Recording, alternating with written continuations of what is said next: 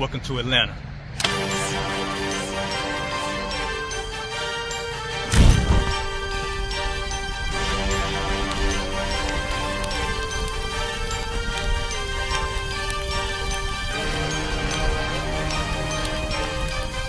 Crisis Officer 5000, Jeremiah, the camp leader of Atlanta.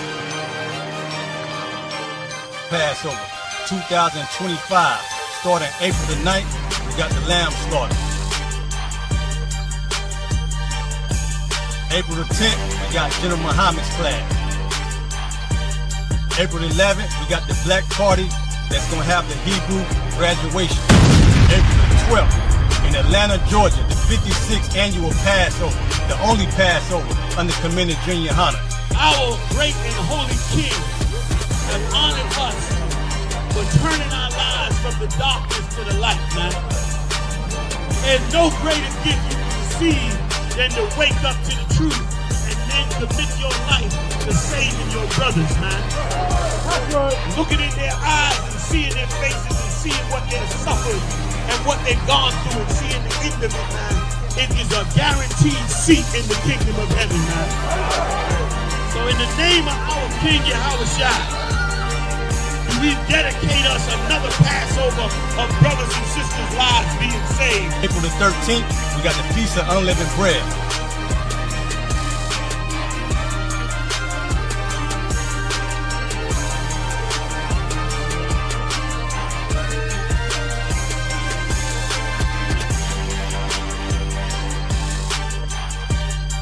SHALAM.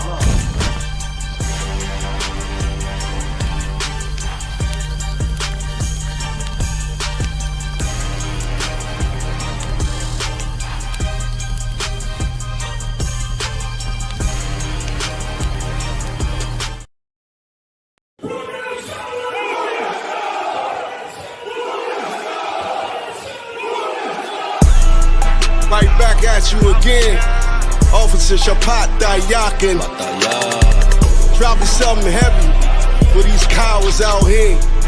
Yeah. Coming straight from 125th, 1 West, Harlem, New York. Home of the truth, nigga. Man of war with hair wool, no idols, loving judgments. God of the Bible, the men above me shout, Whom Yasha? And all the warriors be like, Whom Yasha? Kingdoms ours, all the heathens forbidden. The chosen bow down to no one, it was written. The men above me shout, Whom Yasha? And all the warriors be like, Whom Yasha? All day as we discuss how they don't like us. Gathered on streets and corners, all is feeling righteous. Real particular, nobody else there to compare to. Train for war, men of war, and warlike apparel. Prefer our leaders, can't get between us, watch where you stepping. Cause a scene, you gon' see how brotherhood is a weapon. Tough skin protect our wrists, teach girls and kids the foulness. Call them prophetess, a priest damn near nothing without it. More than rubies, cute and understanding when describing. Virtue loving, no lip from the daughters of Zion. Gold teeth, earrings, chains, and the rings. Precious metals, fabrics, emphatic stones, and everything. Trying to catch the slang, rewind what we rapping slang. Lost in parables, the scripture breakdowns terrible. Yasha Allah, Prince of the power, we are the Jews. God on earth, you can see it by watching all our moves. Man of war with hair wool, no idols, loving judgments. God of the Bible, the men above me shout, Whom Yasha? And all the warriors be like, Whom Yasha? Kingdoms ours, all the heathens forbidden. The chosen bow down to no one, it was written.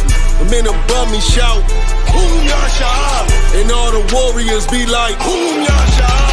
Man of war with hair wool, no idols, loving judgments. God of the Bible, the men above me shout, Whom Yasha? And all the warriors be like, Whom Yasha? Kingdoms ours, all the heathens forbidden. The chosen bow down to no one, it was written.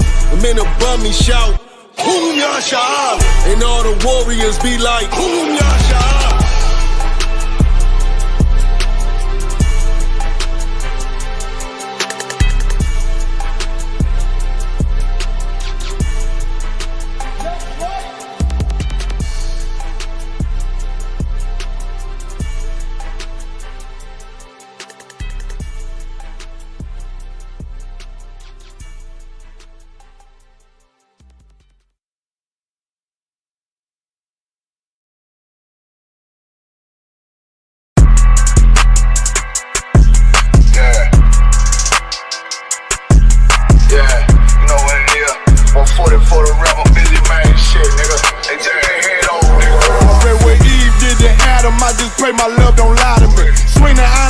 raps and I can't let no hoe to lie to me.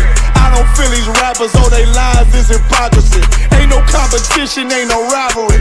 Niggas think I'm playing, I don't hear one word they saying, this shit light work. Think Muhammad one of us, he might lose his life first. Circle up and stay alert, another cop just stretch the nigga. He a demon, it's an exorcism, watch I bless the nigga. You took that oath in blood, then you know I'm gon' get active with you. From the opposition, I see vision, let me paint the picture. Rappers claim they spit, and I ain't listening, is it effective? If revenge was a woman, I stroke that bitch like Jake. So Tower War, we gon' run the summer, it's gon' be historical. Thought they making plays, made them niggas call the audible. Ask who run this shit, but that question is rhetorical. Bitch, I'm the one, me cookies with the oil. I'ma get them crackers, hell, should've never kidnapped my family. I can't do damage, bet I be the last nigga standing. Do a life sentence for my niggas, pray you understand me. I might put a switch on this Glock and call it young baby. How you real triggering on them dots? You a bird feeder, claiming he a demon. What's a demon to a cold leader? What he saying something, I ain't hear him, this shit light. It ain't about who got the gun, it's about who gon' up that fight first. I turn a bad situation to a game changer. Bring soldiers from the dead, just raised up the chain. 6 shots, I'ma look like Aaron Jones when I run it. Never bite the hand and feed you, you won't never get that hand back. He bitchin' about 10%, I don't wanna hear none of that. He dropping sword, fuck him, just make sure you get that cover back. Look around, he ain't with us, probably cause he never was. Now my chin like you with the angels for your brothers. Everybody wanna be Richard Porter, God kill him like Alpo. Play if he want, it's laying in the trunk like Lee Malvo. I'm a certified woman's ass nigga, I am not a toy. Hey, I with that hollow sign, yeah, this the rim accord. Feel like Gullah Jack when I'm in Fayetteville, you feel your boy. Still about my bread, still I think that's all that I do. The way I get that boy lost, they gon' start to call him Elroy. Fuck his game, pop out on them demons like I'm Hellboy.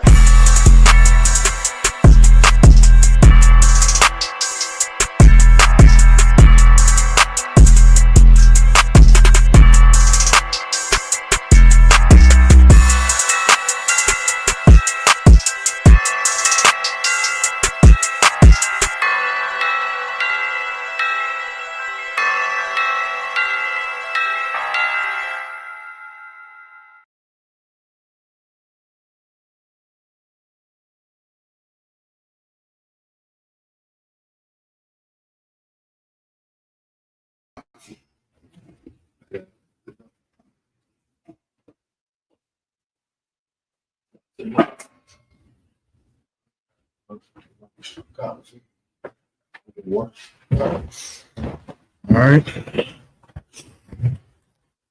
Shalom, Yahweh Shem Yahshua Barakathan to all the Akim, Yahweh Shema Them, Bahashem Yahshua to all the Agwathim. We are the Israelite School of Universal Practical Knowledge. Started out 1 West, 125th Street, Harlem, New York, under Commander General YAHANNA. Since 1969, we've been teaching the truth of the Bible. The truth is, so-called blacks, Hispanics, and Native American Indians are the true Jews. The white man is the devil that the Bible speaks of. We're not affiliated with any other Christian group or Hebrew Israelite group. You should sit it right here. Water. Yeah. What's that? We're not affiliated with associated or affiliated with any Hebrew Israelite group or Christian church. 1 West is home of the truth. The water. I appreciate it. Right. You know what I'm saying? 1 West is home of the truth is not under Commander General YAHANNA is not the truth. What I need for you to do, can you sit right here, Baba Shaw, and check this brother right here. If give me some ones in the chats if the audio is perfectly clear. You know what I'm saying? The audio is clear. If you can hand me 2 out, give me some ones. Give me some 1 West. If it's not, give me the 2s. Give me some 2s and whatnot. All right. I'm priest and officer of 1,000 Bakwashia. I'm just holding it down for Cap Mashak until he arrives. He's going to be arriving shortly. If you got any questions, right now, today is a Wednesday night scripture breakdown. If you got any questions on any scriptures or anything in general, go ahead and type it in the chat. But we also have the phone lines open as well. Phone lines is open. If you want to ask a question live, you can go ahead and ask a question. The phone line is 202-989-1950. call in. You know what I'm saying? We want to hear from anybody out there. You know what I'm saying? If you want to hear from, you want to know what's going on in Rome. You know what I'm saying? You want to hear what's going on around the world? The planes dropping. We know what's going on. Northern driving brothers and sisters. You know what I'm saying? Just give us a call. I'm too long. Yeah. Just give us a call. We're gonna make things all right. The word was. Nah, I'm straight. Water. I appreciate it. There was a comment in class, not in class, but online. I heard somebody say, why is the title Latinos versus Blacks? Yeah, that's what you know. That's what they want to know. Let me know if Officer Kazak is online. Bobby Shaw. Trinidad is. Sly, Officer Sawab, if you want to take over the class until Kamashaka, gets by, that's. Shall I say if I may hear me clear? Khan, sir, I can hear you, sir. All right, the audio was coming in a bit bad. So let's double check the audio, Baba Kusha. Khan, Shapat, you know what I just told you? Matter of fact, yeah. Give me the receiver, Baba Kusha. Yeah. And then one of the mics. Boom.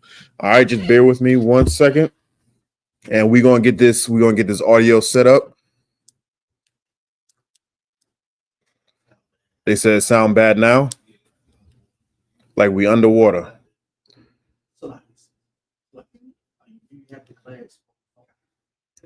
Yeah, if you could turn on. Hey, Shapat, real quick. You saw what I did before to unpair it? Just unpair it. Do it on both of them. Yeah, Salakia Bakwash. Khan, sir. Yeah, your song a little more to wab now. So you can go ahead and rock it out, right? Okay, that's it. Most High in Christ. Okay, we good to go. Pair it back up. Yeah. Just let me know when you're ready. All right. We getting it together. Most High in Christ. We getting it together. What's that? All right. Most High in Christ. Once again, Officer Swap, if you wanted to take over. If not, I can keep on going, sir. Yeah, Salakia, you hear me? Khan, so I can hear you. Right. You're song into wab, right? So you could go ahead and rock it out. Right? Khan, sir. Khan. Real quick, Shapat, you got Ragash's number?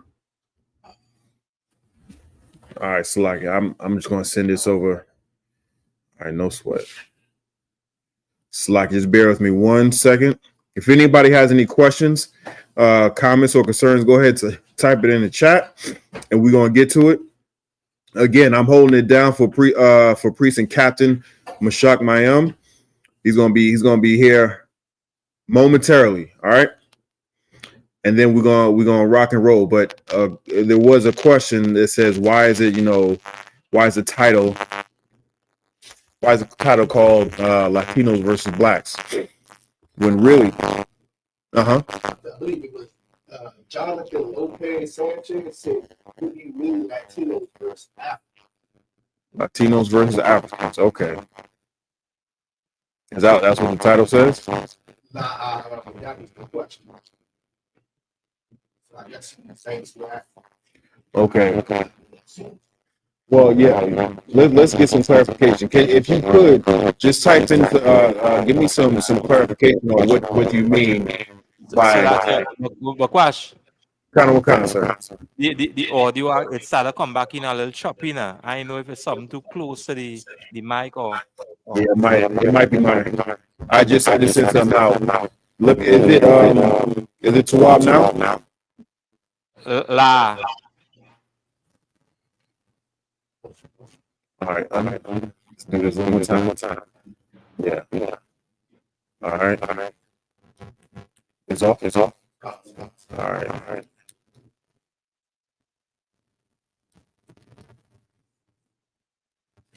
Plug this in. And then switch it over. Just take that out. And then switch it out. Just bear with me 1 second, and we're gonna get into it. But as we get into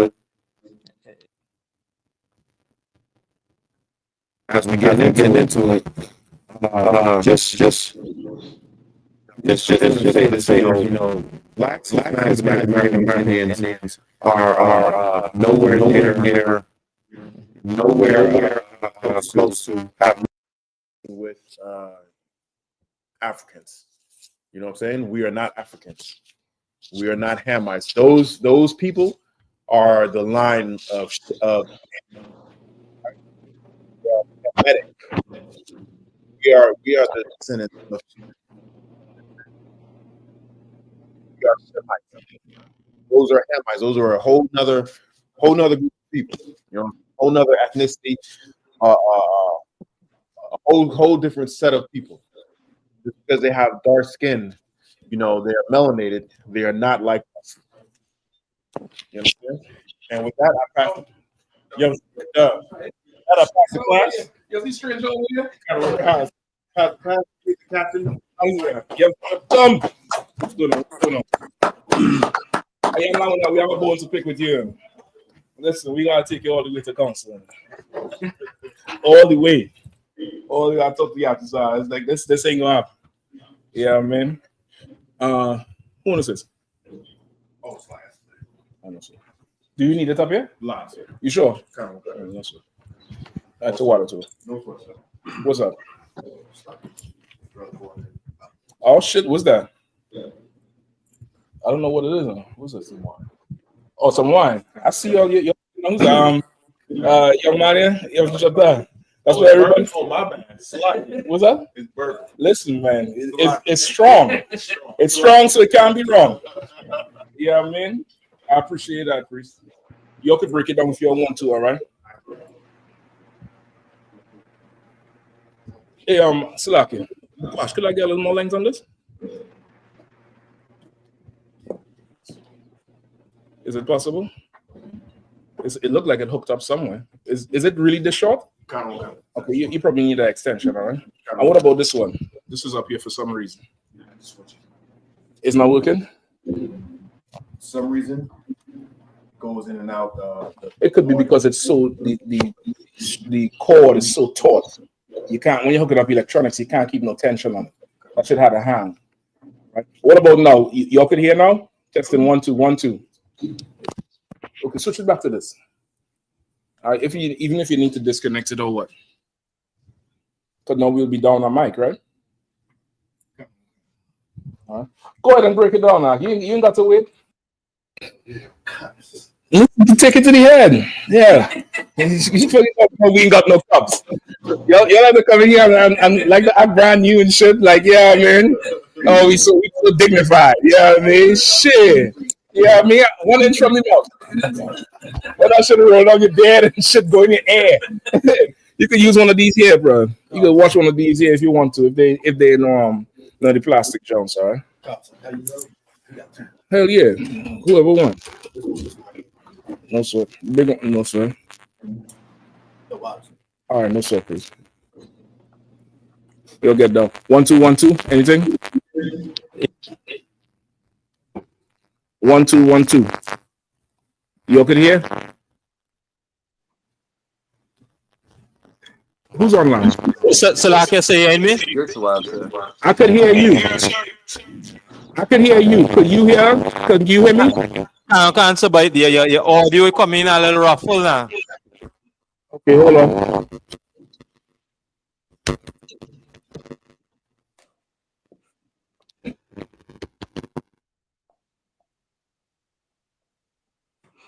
Nothing. I need now.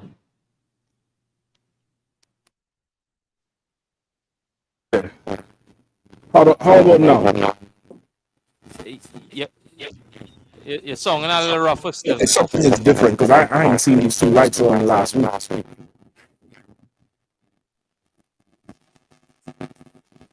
All right, hold on. How about now? Nothing. Yeah, because something set up different this time. I don't remember seeing these lights on last week. Test 1 2 1 2 1 2. How is song now? It's song and terrible, sir. Choice. All right, something's wrong. This.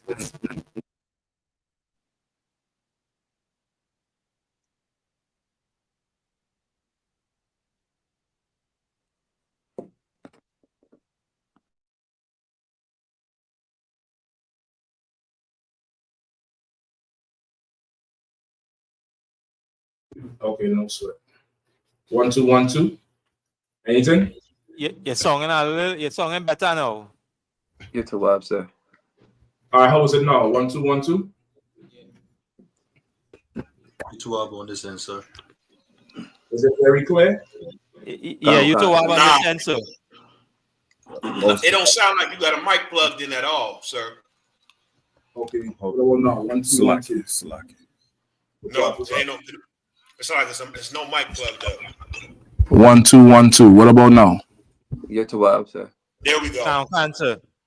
All right, what we changed because When you unplugged it, it switched to the computer.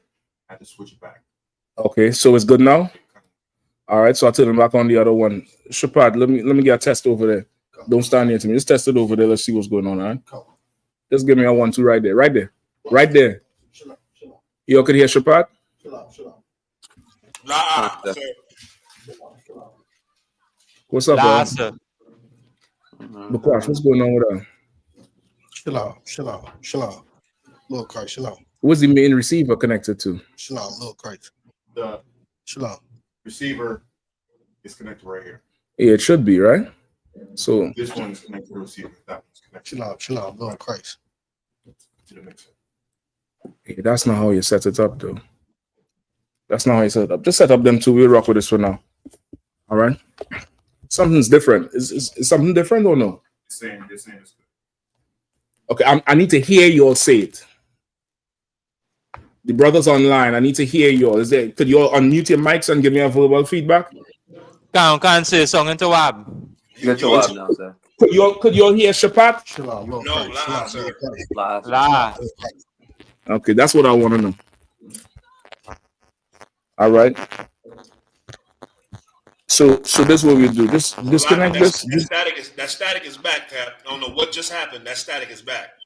All right. Yeah, I'm gonna just kill the whole thing. So just kill the whole mixer. Just connect them two wireless mics up to the computer and let's rock. All right. Let me get one of them. Just unplug it, all right? Because you shut everything down, man. Where we are. All right. We got to get to the bottom of this one, all right? I don't like how this man is right now. All right. Let me know once we connect it on the computer. Please.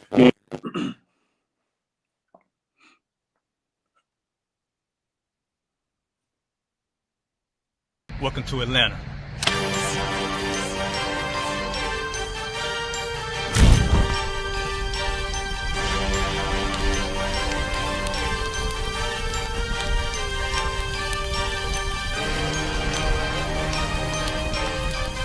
Christ, this Officer 5000, Jeremiah, the camp leader of Atlanta. Passover 2025, starting April the 9th, we got the lamb slaughter. April the 10th, we got General Muhammad's flag. April 11th, we got the black party that's gonna have the Hebrew graduation. April the 12th, in Atlanta, Georgia, the 56th annual Passover, the only Passover under Commander Junior YAHANNA. Our great and holy King has honored us for turning our lives from the darkness to the light, man. There's no greater gift you can receive than to wake up to the truth and then commit your life to saving your brothers, man. Looking in their eyes and seeing their faces and seeing what they're suffering and what they've gone through and seeing the end of it, man, it is a guaranteed seat in the kingdom of heaven, man. So in the name of our King Yahushua, we dedicate us another Passover of brothers and sisters' lives being saved. April the 13th, we got the Feast of Unleavened Bread.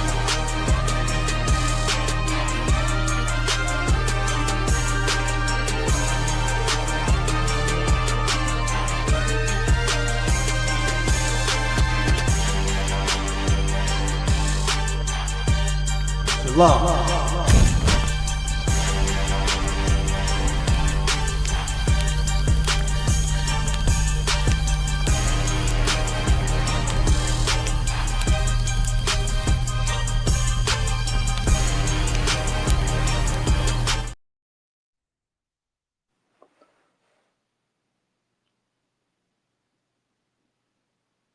Testing 1 2 1 2. How a sound now?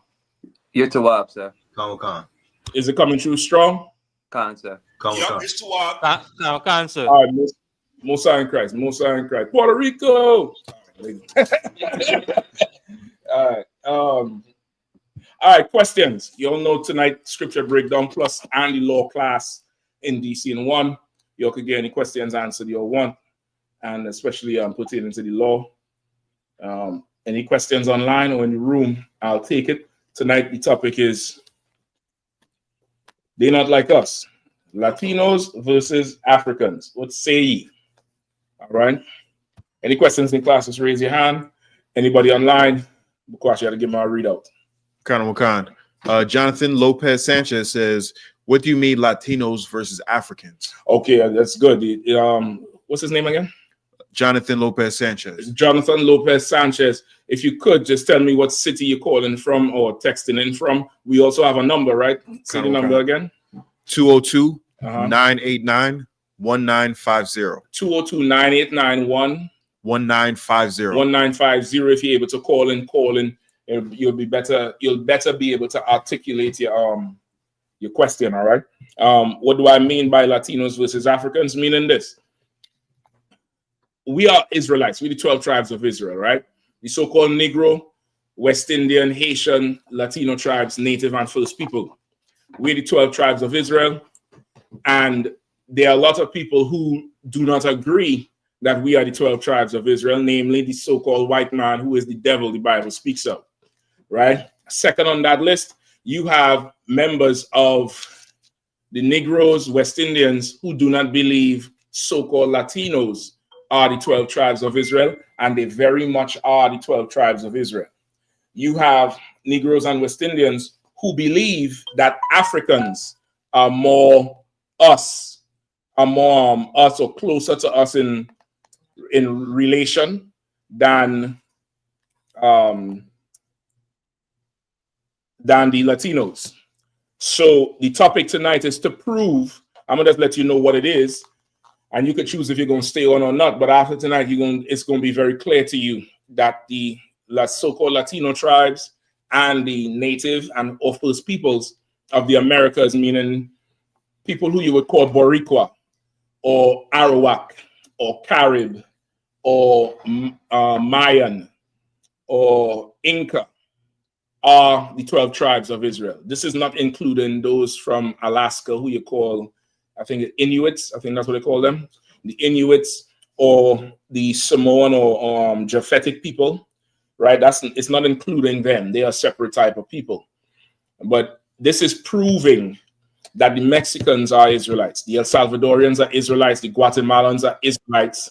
The Seminole Indians are Israelites. The Cherokee, the Blackfoot, the Sioux, the Chickasaw, they're all Israelites. Those tribes up in the Midwest and Oklahoma and Dakota and Wyoming, Seattle, all those people, those native people in those territories, and some in Canada, because some fled to Canada with Andrew Jackson, and then when they was taking the land, those people are Israelites.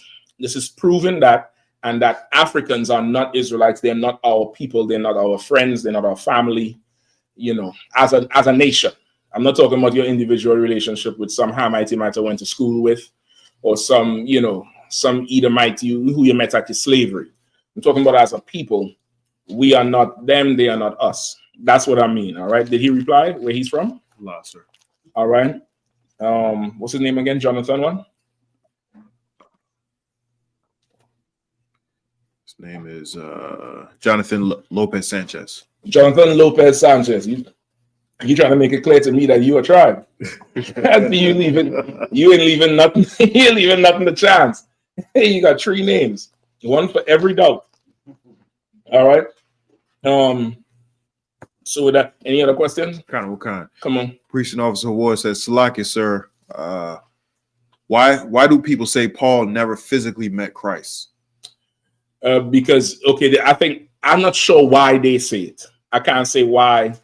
I can't say, I can't say why. I can only assume what they're talking about, but I can't say why they say it.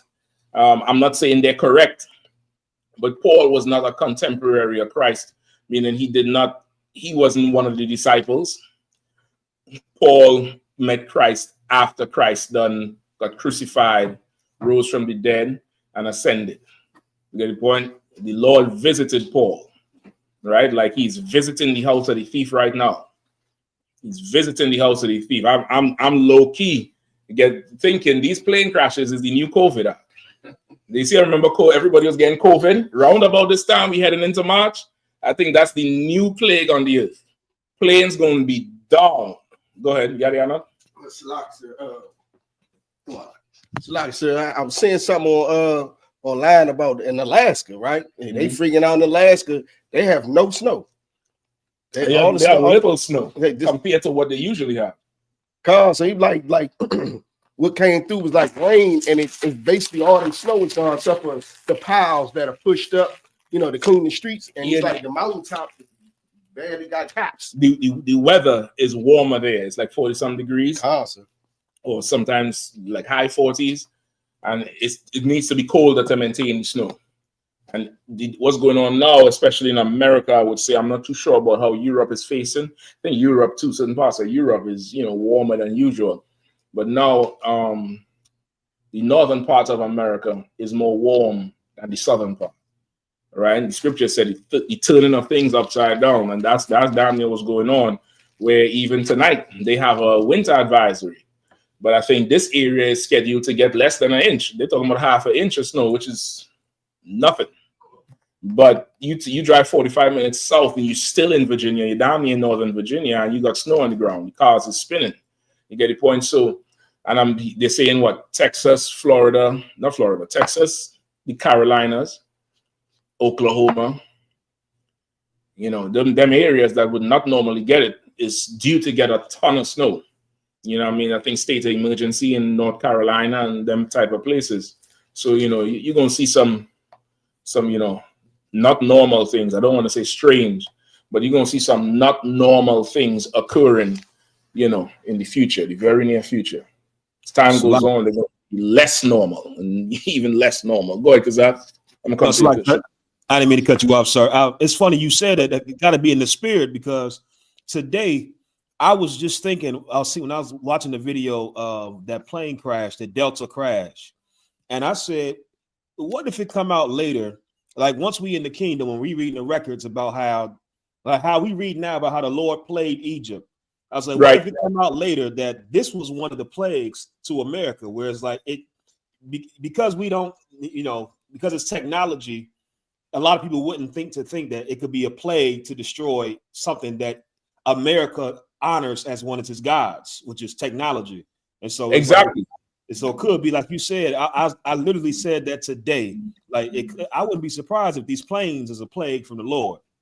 Brother, I think the remember the night we did the show, the first Wednesday show, they had that plane crash in DC.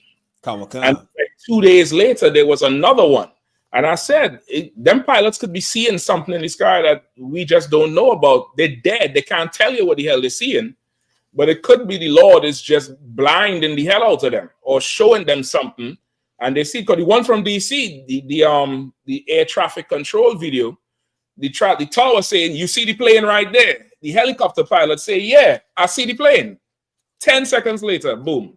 Right. Not even 10. So I don't know what the hell he's seeing, but planes is down. The NASDAQ is down.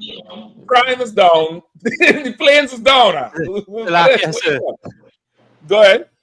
And you know, off of that same thing, even down here and all, it had a similar incident just before the crash in DC now, where a plane was coming from Tobago, and you know that it had some issues now, and they said that how with the fuel, they didn't know how the fuel was checked, but it had an issue when landed. I think it had 2 similar incidents.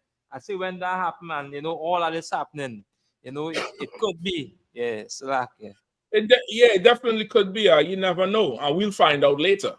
We'll find out later if this is, you know, this is the Trump effect, if it's the Lord working through the Trump effect, or if this is the Lord just plaguing the oppressor with his flight. You get the point? Because his flight is his might. Remember, Obadiah said, "When thou make thy nest among the stars, thence will I bring thee down." Meaning, once you reach your highest level of that flight, once you go out of your earth to do this thing, I'm going to start bringing you down. You get the point? Like, his flight is what gives him authority over the earth. You get it. For Revelation, say what? He was once that old serpent who is now the dragon. His ability to fly is what gives this devil might. His ability to rule the seas is what gives him might. So as he's saying to Zach, it could be a plague. This is the plagues of Egypt. The plagues of America. Bring him come.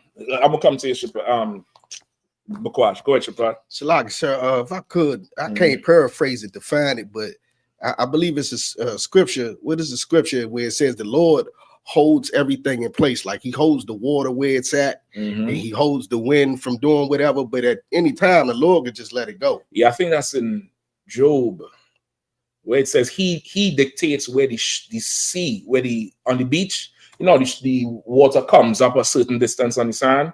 The scripture says the Lord says where to stop. Like, we think it's just, you know, like you spill water on the ground, it's gonna go where it go. Imagine having the power to say it'll touch that tile, not over there, over water that's spilling, which is what the sea is to the Lord. The sea is just water that could spill anywhere. To us, it's the sea, you better respect it. But to him, just spill over on that island and drown it. You know, slap the water, make a big tsunami and drown everybody in Papua New Guinea, which happened a few years ago, like 10 years ago. They had a giant tsunami and just took everybody. You get the point? Like the scriptures say, he controls everything, even where the water stops on the land. You know what I mean? So, I mean, you never know. This is one thing I would tell you. The next 4 years under Satan, aka Donald Trump, you'll figure out which God you're serving. If you don't know now, you'll know soon enough. You best believe. All right, come on, Bakwash. Here's something. Come on. If this is, you know, the plagues that lifts us, you know, takes us out. How long was, you know, because I'm trying to get time frame slacking, but how long was the plagues in Egypt? Like the span from it was a few years, I believe. I forget exactly how much. It wasn't like a short time. It wasn't like, you know, he come this day, then next week. I think it was a few years, if I'm not mistaken. If anybody know, because if you remember, let me know. I do believe it's a few years that it happened over the span of. It wasn't like a, you know, 1 year. But even if it was a few years, don't even think that that's how it's going to be now. You get the point? Shit, the Lord, by June, this shit could be done. Why do you think he firing everybody? You know what I mean? It's like Ariel make a post, like, what y'all gonna do when that tax return don't hit? I'm gonna walk the Passover. That's what I'm gonna do. If March come and I ain't see that thing hit the bank, I'm gonna say, Bakwash, hold on the class. I'm making it down to Atlanta on foot. Go ahead. Salaki, I'm just waiting for Officer Yakazar to come past and just join the walk. You know what I mean? Listen, something got to happen. You know what I mean? So, any more question? There's a comment, Miss from Salali Holloman says, brothers, I believe also that it is not good to call our Elohim by the title Lord. It means Baal. Well, that's not true. And, you know, you could believe what you want. All right, this is the wrong class to tell me your beliefs. I'm going to tell you something, because I believe I rule this whole class. You know, Commander YAHANNA gave me the authority, and you're incorrect. Let me try to be professional. You're incorrect in what you believe and how we speak. All right, you're just incorrect about it, and that's that. The Lord's name is not Lord. We refer to him as the Lord. It's a term like saying the boss man or the big man or the master or the master. Lord literally means master. And we refer to him as that because you don't use his name loosely. Yeah, and when it's to take not the Lord's name in vain, it means you don't use it loosely. It's like a child calling the parent, Jack instead of daddy. In the black home, hey Carol, I'm your mother. Who's Carol? That type of shit. It's like that. It's respect.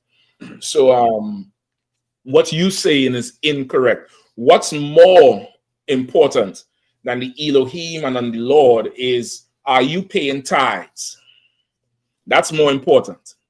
Are you paying tithes to Commandant General YAHANNA? Are you cutting off 10% of your hard-earned blood, sweat, and tears and sending it into the priest of the Lord? You believe I shouldn't say Elohim. I believe you should pay tithes.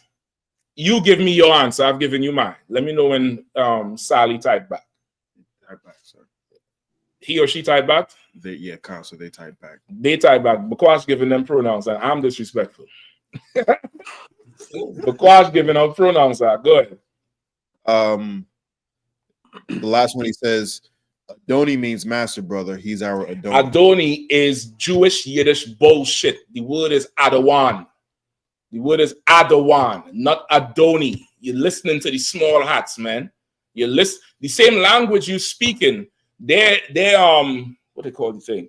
They're Moil, who is the circumcision pundit or the circumcision priest, sucks the rod of a little baby penis after they do the circumcision. You want to use your mouth in that way? Don't tell me nothing about no Adoni. You're simple, man. You're simple. Are you paying tithes? Because you're wasting my time.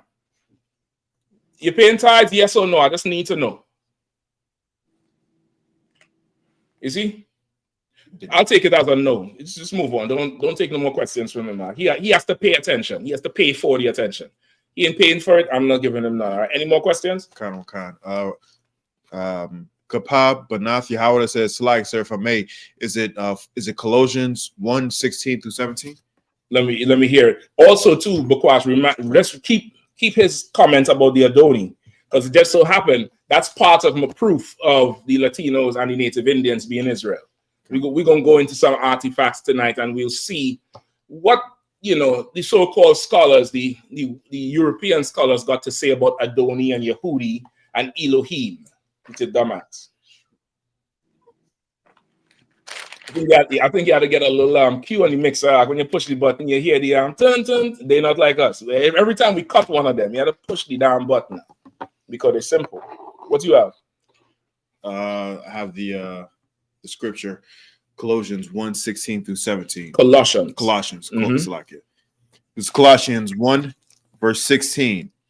For by him were all things created that are in heaven and that are in earth, visible and invisible, whether they be thrones or dominions or principalities or powers. All things are created by him and for him.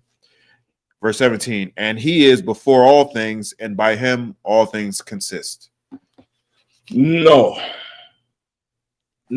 that's not it. This one literally talks about the water coming up on the earth. Go ahead. I believe it's Proverbs 8 and 29. Let me hear you. Go ahead and read it. So, Can. Slack, yes, right. The book of Proverbs, chapter 8 and verse 29. When he gave to the sea his decree that the waters should not pass his commandment, when he appointed the foundations of the earth. That's it. Imagine. Okay, read it again from the top. Can. The book of Proverbs, chapter 8 and verse 29. Right, Proverbs 8 and 29. Give me a little right up there. Go ahead. Can. When he gave to the sea his decree. When he gave to the sea his decree. What does that mean? When he gave to the sea his decree. What does that mean? Anybody? Shapat? Slocky decree is it's order. It's an order. God. He's talking to the water. He gives the waters an order. What's the order? Keep reading, so up. That the waters should not pass his commandment. Meaning, you stop here. Don't go beyond this point. Even the waters respect the orders of the Lord. The water, that's ridiculous power. That's a tremendous amount of power and order to have. Go ahead. When he appointed the foundations of the earth. When he appointed the foundations of the earth, meaning when he set everything in order, he told the waters how far they could go. You understand? So when the white man talk about global warming and this and that, all the ice could melt and the Lord could still say the water still can't go further. They might rise, but they ain't gonna come up on the land. He could do it if he wants. Or he could just flood the place and the ice cap still be there. You get the point? Like, this is about respecting the Lord's power. So, you know, back to what you were saying about the planes, this very well could be a plague. It very well could be that. You know what I mean? Anything else? If there's any questions in the room too, you'll get them in now, all right? That's it, but you... No, sorry. I don't know if you want me to... oh, Elohim is back? Yeah. He paying tithes? No. Yeah, well, shut him out then. Shut him out. Questions is for people who pay tithes, nigga. You know what I mean? What the hell are you talking about? Questions is for people who pay tithes. You are the legal immigrants in this class. That's nice to get you. Questions is for people who pay tithes. You ain't paying no tithes. Shut him off, man. Goddamn, Bukwash is like, Bukwash set it up.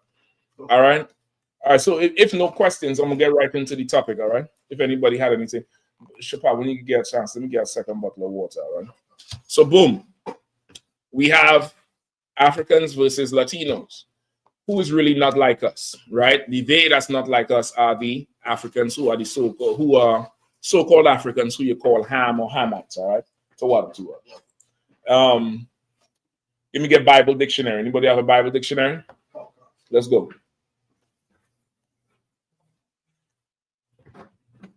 Let me get Ham in the Bible dictionary. All right, let's get Ham in the Bible dictionary. And then we're going to go into some more. I need the Apocrypha too, so you'll keep Apocrypha on deck. Okay. You got it, Shapad? If you need me to find for you, I'll find it for you, all right? All right. You pass the mic to the brother too, all right? Take your time. Take your time. No sweat, mine too. You're working. Them books is working. All right. Ham in the Zondervan Bible Dictionary. All right, you get to the young brother to read, all right? You've never seen this book before? All right, this is the Bible Dictionary, right? This is the Compact Bible Dictionary. And I'm the mic too, brother. He's going to need it. All right? It's the Compact Bible Dictionary. This is a book that we use that gives definitions and context and meanings to certain words in the Bible. Not every single thing in there is accurate. But of course, some of it is. Like most of the resources we use, you know, they're not 100% accurate, but they have good information in there that it pairs with what's in here. Okay. All right. So look for Ham. You see Ham in there? Yes. All right. Go ahead and read it. All right. Ham, the youngest son of Noah, born probably about 96 years before the flood. Right. So Ham is the youngest son of Noah. Everybody know who Noah is. The Lord told Noah build that ark. He was going to flood the earth. He's going to punish everybody, drown everybody down. Ham is the youngest son of Noah. Noah had 3 sons, Shem, Japheth, and Ham. Ham is the youngest one. At the time of the flood, he was about 96 years old because it says there he was born 96 years before the flood. All right, go ahead. No, I just have the Zondervan Bible Dictionary. And one of the 8 persons to live through the flood. All right, he's one of 8 persons to live through the flood. How was it 8? Young brother. Noah and his wife and his 3 kids. Well, 3 sons. And their wives. And their wives. That's 8 people. Those 8 people lived through the flood of the earth. And all civilization restarted with that family. All right, go ahead. He became the progenitor of the dark race. Right? He became the progenitor of the dark races. Right? What does progenitor mean? Same, brother. The start. Father of. All right, or the starting point. Progenitor is like you, the man who started it. He's the father of the dark races. Go ahead. Not the Negroes. Not the Negroes. That's very important because the Negroes are who? The so-called black man in America, black man in the West Indian Islands, and I'm telling you, also the Latinos. Negro is a Latin word. Negro means black, right? He's not the father of the Negroes, but he is the father of, go ahead. But the Egyptians. The Egyptians who are Africans, go ahead. Ethiopians. The Ethiopians who are also Africans. I think that with Salih, whatever. No, the one who don't pay no tithes. What's his name? Salim? Sally something? Sally Lou. Sally Lou is a half African. I'm telling you straight up and down. That's why he's mad. He's mad because it's African. He's African, or he in love with some African, so he mad about some shit. I want us to speak some old Yiddish, nasty, yucky language. Elohim and Adoni, and Adawan is much stronger. Sis, you could imagine you have to say Adoni to your husband. It's just sound, hey, Adoni.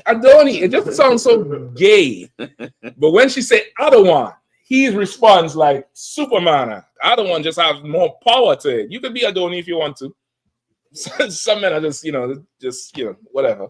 You get the point. You could be Adoni if you want to. All right, go ahead. Ethiopians. The Ethiopians who are also Africans. Go ahead. Libyans who are also Africans. That's the North Africans. The who's the first one? Egyptians are the that's East Africa. They're in the Hebrew is Matazarium, or you see in the Bible also Mitzrayim, right? Or Matazarium. That's the actual Hebrew for it. The Mitzrayim is like a bastardization, like Adoni. Ethiopians is Cush or Kowash in the Bible. Libyans is the North Africans or Put or Powat in the Bible. Go ahead. And Canaanites. And the Canaanites who are today the South Africans, right? Who is Canaan in the Bible, right? So those are the Africans. They are not us. We are not them. We are absolutely not the same. Who has Babylon to Timbuktu? All right, hold on. I should have mine. Unless I lent it to one of y'all and y'all did not return. You think you did? Nah. Listen, I put a homing beacon on these books. Y'all ain't gonna fleece me. I passed the book out. Somebody is like, yes, sir, I could just borrow the book. And the book a year from now, I can't find it. All right. Give me verse page 84. All right, careful with it. That page already starting to come out. Come. Go ahead, I gotta get in mic. You can read it, all right? You right here. Go ahead. Come. Page 84. Right, this is from Babylon to Timbuktu, written by Rudolph R. Windsor. Once again, this brother was is a brother. He's a historian. I believe he's a professor, a PhD professor that taught in Temple University and a few others. Right. He wrote this book, From Babylon to Timbuktu, about the dark races, including the Jews. Again, not every single thing in this book is accurate. A lot of it is. A lot of it is accurate. And this is one part of it here that he's going to tell you about the Jews. All right, go ahead. Come. From Babylon to Timbuktu, page 84. In the year 65 BC, the Roman armies under General Pompey captured Jerusalem. Right, in 65 BC, which is 65 years prior to Christ. All right, the Roman armies captured Jerusalem under who? Vespasian? Sir, General Pompey. General Pompey, right? Captured Jerusalem. Go ahead. Come. In 70 AD, General Vespasian and his son Titus put an end to the Jewish state. Right, so in 70 AD, which is 70 years after Christ. All right, so now, which means that Roman army had Jerusalem or Israel in a state of what you would call today occupation. That's the word for it now. Like you have right now that conflict with Gaza and Hamas and Israel, the state of Israel. You would say that the Palestinians are under Israeli occupation. If he running his mouth and taking up the chat, just block him, just block him. Just you could kick him out the chat. You know, we have that right in here. You get the point. We ain't had to suffer nobody and kick him out the chat. You can't go in Princeton and Yale and tell some teacher some shit. They'll kick you out the campus. You know what I mean? I want the same respect. God damn it. Go ahead. With great slaughter. Read the part again with Vespasian. In 70 AD, General Vespasian and his son Titus put an end to the Jewish state with great slaughter. Right, General Vespasian and his son Titus, they led armies into the Jewish state, right, and put an end to us with great slaughter. This is in line with in Daniel when it talks about the desolation of abomination or the desolation abomination, and when Christ spoke about it as well and said, "Run to the hills." This is that desolation abomination is specifically that thing. All right, go ahead. When it said, when you see the desolation of abomination stand, that's what it says in that's what Christ said. A lot of people think it means a person because of the word stand, but that's not what it means. It means like how somebody would say, I ain't standing for that. Meaning this desolation that happened, this particular event, nobody stood up against it. So it stood, it stand. It made a stand in there, and that's when they took over our temple, sacrificed pig on the altar, ran us out. There was no Maccabees at that point. The Maccabees done gone. At this time, they had to leave. That's what Christ said. When you see the desolation of abomination stand, in prior to that, in the Apocrypha with the Maccabees, there was a desolation of abomination. When that king, the Greek king, sent his man to make Mattathias sacrifice on the altar. Remember that? Sacrifice the pig on the altar. They did it, but it didn't stand because Mattathias killed him and led a rebellion. You get the point? It didn't stand. It didn't get to erect itself and, build up. But this one here, that was it. This one stood. All right, go ahead. During the period of the military governors of Palestine, many outrages and atrocities were committed against the residue of the people. During the period from Pompey to Julius, it has been estimated that over... And when I say the residue of the people, what is that talking about? Come on. The rest of the people who are left. You're right, but I say it a different way. The survivors of it. Christ said, when the desolation of... You might have to get the scripture. Pull it for me. Somebody pull it for me. Go ahead. The people who stayed. You're right, but you ain't saying it right.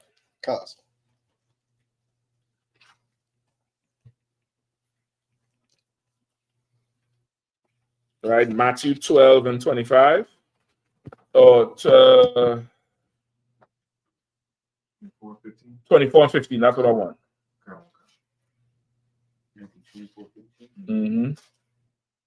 You can pass the mic to you'll get it back, all right? I got the scriptures. Matthew chapter 24, verse 15. 1 second, brother. Say again, up. Salaki, sir. I was telling you that the young brother grab it. I'll let you grab the next one, all right? Sir.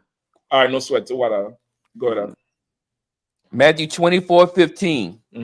When ye therefore shall see the abomination of desolation spoken of by Daniel, the prophet, stand in the holy place, whosoever readeth, let him understand. Then let them which be in Judea flee into the mountains. Right. That's it. That's all you need. You could read on the rest for yourself. But the way it's written, you would think it's a person. When you see the desolation of abomination spoken by Daniel the prophet, stand in the holy place. You thinking there's a man coming in there who is called abomination and desolation. And he come in the temple and he say, here I am. Then I guess then you're supposed to say, Elohim, Adoni, help me. That's not what it's talking about. It's talking about like this thing happened and nobody did anything about it. This atrocity happened, and it stood in this place. Nobody stood for it. You get the point? Even amongst us, even in here, for you to even be accepted in here in certain councils and certain official meetings in here, brothers have to stand for you, meaning brothers will have to vouch for you. So this abomination happened, and it stood. Who did it? They stood up in there, and Israel did nothing about it. Israel could do nothing about it because we were under Roman occupation, military occupation for over 100 years. Remember, 65 BC is when Pompey took it over. 70 AD is when Vespasian did it. Get the point? That's over 100 years. Go ahead. So, Salaki, is it counted against you, your reputation, if let's just say that brother that you stood for to get in the council ends up dropping his sword or doing something? What do you think? I'm gonna let you answer that. What? You ain't gonna get me in trouble. I'm gonna let you answer that. What do you think? I think they asked who stood for him. I think I don't stand for nobody. Just put your name on a piece of paper. That's it. Hey, yeah, they are this brother here. Well, who will stand for him? Right? Yeah. Say what? It's exactly that. It's this here is we a family, and this is very much who you know, and more so who knows you. This is very much that. This is what we need as a people to circumvent or to stand up or to stand against the oppression of the white man, where in his kingdom it's all about connections. It's all about it. What the hell does Elon Musk know about politics? Nothing. He knows Donald Trump. That's how he has all this power.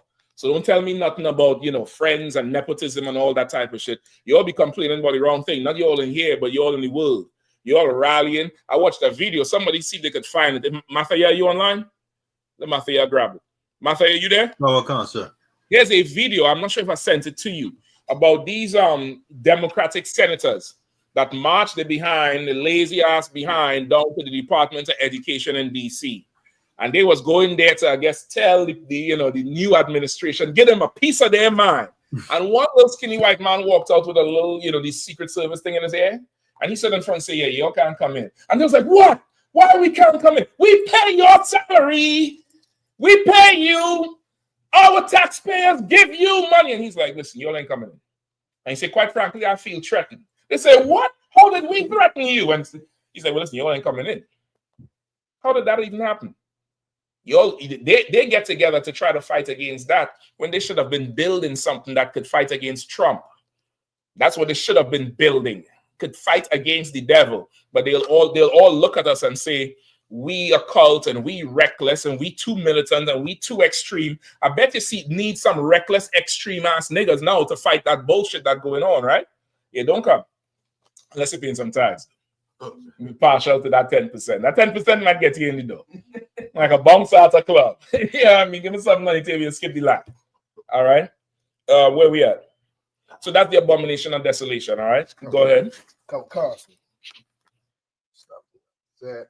Uh-huh. Let me stop. During the period of the military governors of Palestine, many outrages and atrocities were committed against the residue of the people. Mm-hmm. During the period from Pompey to Julius, it has been estimated that over 1 million Jews fled into Africa. During the period of what?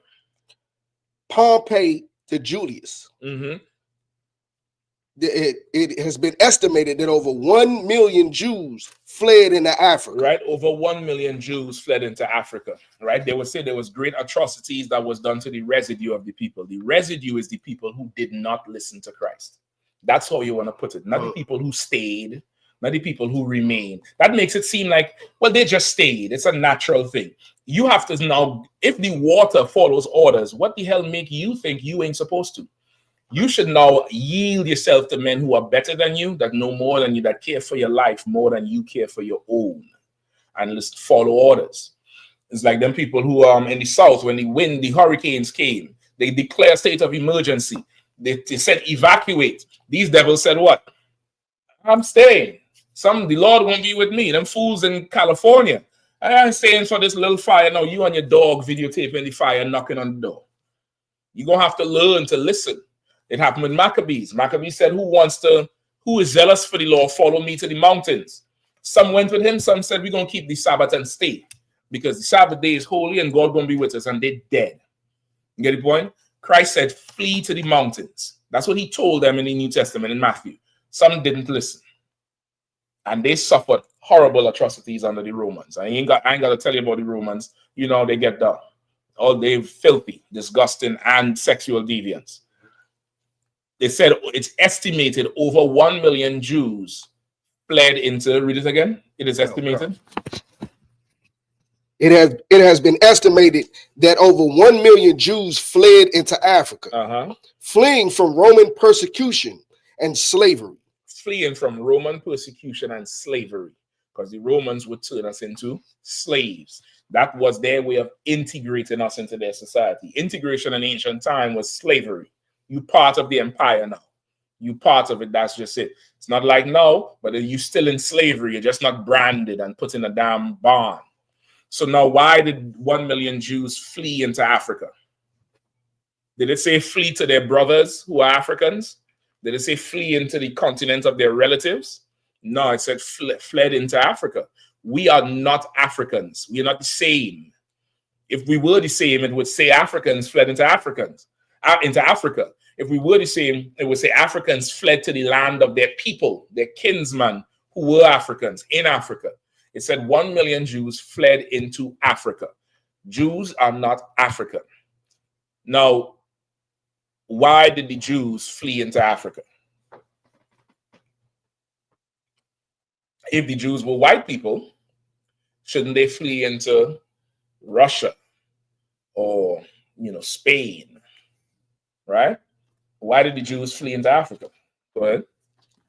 Because they're dark too. They're dark people too. We can hide there. They're dark-skinned people. Just like in Ham, it said Ham is the father of the dark races, but not the Negroes, because the Negroes are also dark-skinned people. Colored people. They're not white. And you could confuse them with Hamites, but they're not Hamites. And that's why the Jews fled into Africa to hide, because the white man think everybody look the same. You see that coily hair and that dark skin, he think you just an African. And you can now be able to hide amongst the Africans, even though you're a Jew. Go ahead. It's like, it's so heavy when you say it, made me think a whole different way than I've been hearing it all the time. But when the angel told Joseph to take Christ and Mary and flee into Ethiopia, we teaching here that the Ethiopians are now the Sudanese who are darker people. They're not Sudanese. The people of South Sudan, one of the tribes in South Sudan, not the whole of Sudan. But go ahead. That they look. They're dark. No, Salaki, that's the Egyptians. Oh, Egyptians. The ancient Egyptians. One of them South Sudan tribes, I think, is the Maasai. The tall ones who be jumping up and doing this thing here and stretch their neck. them man. Remember Manu Bol? Remember Manu Bol? You know who Manu Bol is? He used to play for Bullets. Manu Bol. Yeah, his son is trash. Manu Bol, yeah. No, is his son trash? I don't know. He was trash, sir. He looked like that damn tripod. He looked like that. Put a basketball jersey on that black tripod. That's Manu Bol. That's the Egyptian. Go ahead. That's like, yeah, I said the Ethiopian said the Egyptian, but we teaching here that the Egyptians are now those darker people, saying with more woolly hair. Whereas if that was if the Egyptians today were those people back then Christ wouldn't really be able to hide there because they were Judites. Okay, exactly. He went into a land that was more darker people. You get the point? Fleeing from Herod. It's kind of the same thing. That's the point you're making? Yeah, but I'm just noticing that is, it makes sense that the Egyptians are there today are not the original Egyptians, because Christ going there, he wouldn't look like them. All right, the Egyptians today look more white. Because they really the Greek babies and the European babies that went in there after Alexander. So you're absolutely right. Right? Go ahead. Any more? Well, it was a little bit left on that. Come on. The slave markets were full of black Jewish slaves. The slave markets were full of black Jewish or black Jew slaves. We were the slaves. we were originally the slaves of, of the earth. We the slaves of the earth. That's really it. And the slavery, the transatlantic slave trade that was established on the shores of Africa, sold the descendants of those 1 million black Jew slaves who fled into Africa. We are not African. Africans are not us. We are not related to them. It don't matter how much you like it or not. You could love them Africans. I don't care. You'll kiss them in the mouth like that Bailey girl, the Little Mermaid girl. You could go kiss Burna Boy in the mouth and a hat on his leg if you want to, but that is a gorilla. Let me stop because I'm gonna get flagged. I know they're gonna say you're racist. That is a heathen.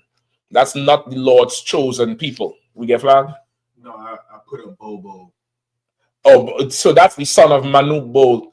I believe those are the southern Sudanese people who really would be the original people from Egypt, not the modern day Egyptians. Even today, the modern day Egyptians don't like the depiction of them being black.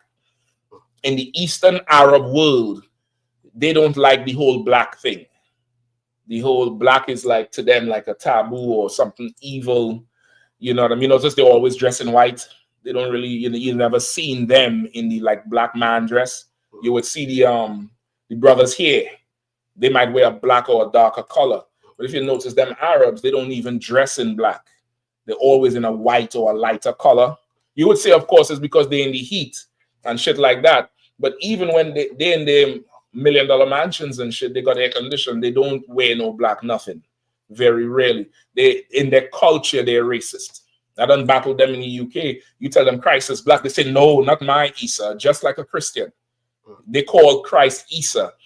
And they think Christ is a white boy because they light skin, he light skin. Get the point?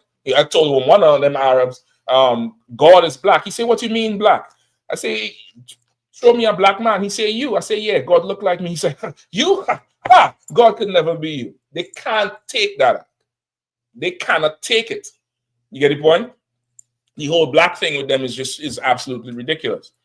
So 1 million black Jews fled into Africa. That's where you get your slaves for this transatlantic slave trade from. You get it from those who fled into Africa. We went into Africa to hide. We went across the mountains. That's what Christ said, flee to the hills in the south. Right? That there was that mountain range over there that would take you into Egypt and all the way down to Africa. What's going on? Come on. It was give me the comments. Is there a comment? Yeah, comment, sir. All right, go ahead. Let me get it. Mike. If that's it, Shapat, you could go ahead and chill. Let me see. Any more in that? Go ahead. Priest and Officer of War says, Salagi said the Moroccan soccer team was criticized for not having any dark-skinned players. And I just hate the Moroccans, personally. Salaki. God damn. Gosh. The Moroccan football team, I don't say soccer, right? It's like, that's one of the words like Adoni to me, but each to each his own. But the Moroccan football team, blah, blah, blah, right? Yeah, they are extremely racist. And the Arabs have always been racist. They always are and they always will be. All right.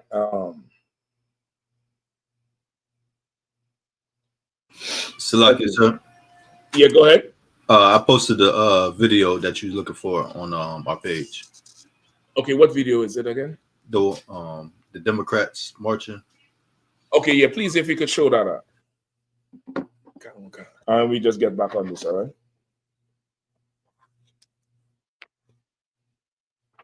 Salaki too, if I may, sir. Go ahead.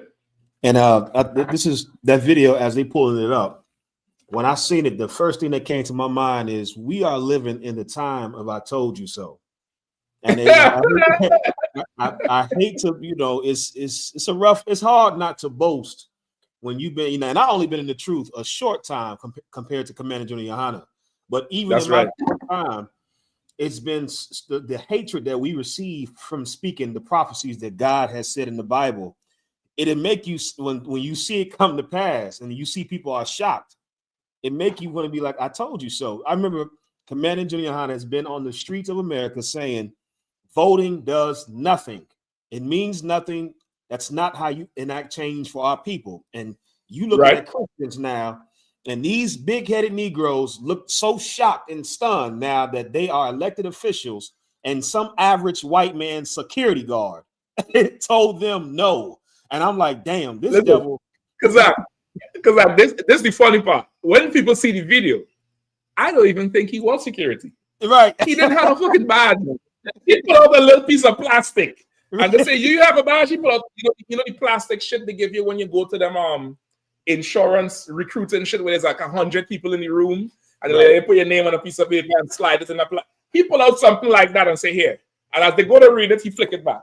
And he said, let me see that again. Pull it out. And as they lean forward to read it, he just pull it back. I don't think that nigga was security. Yeah.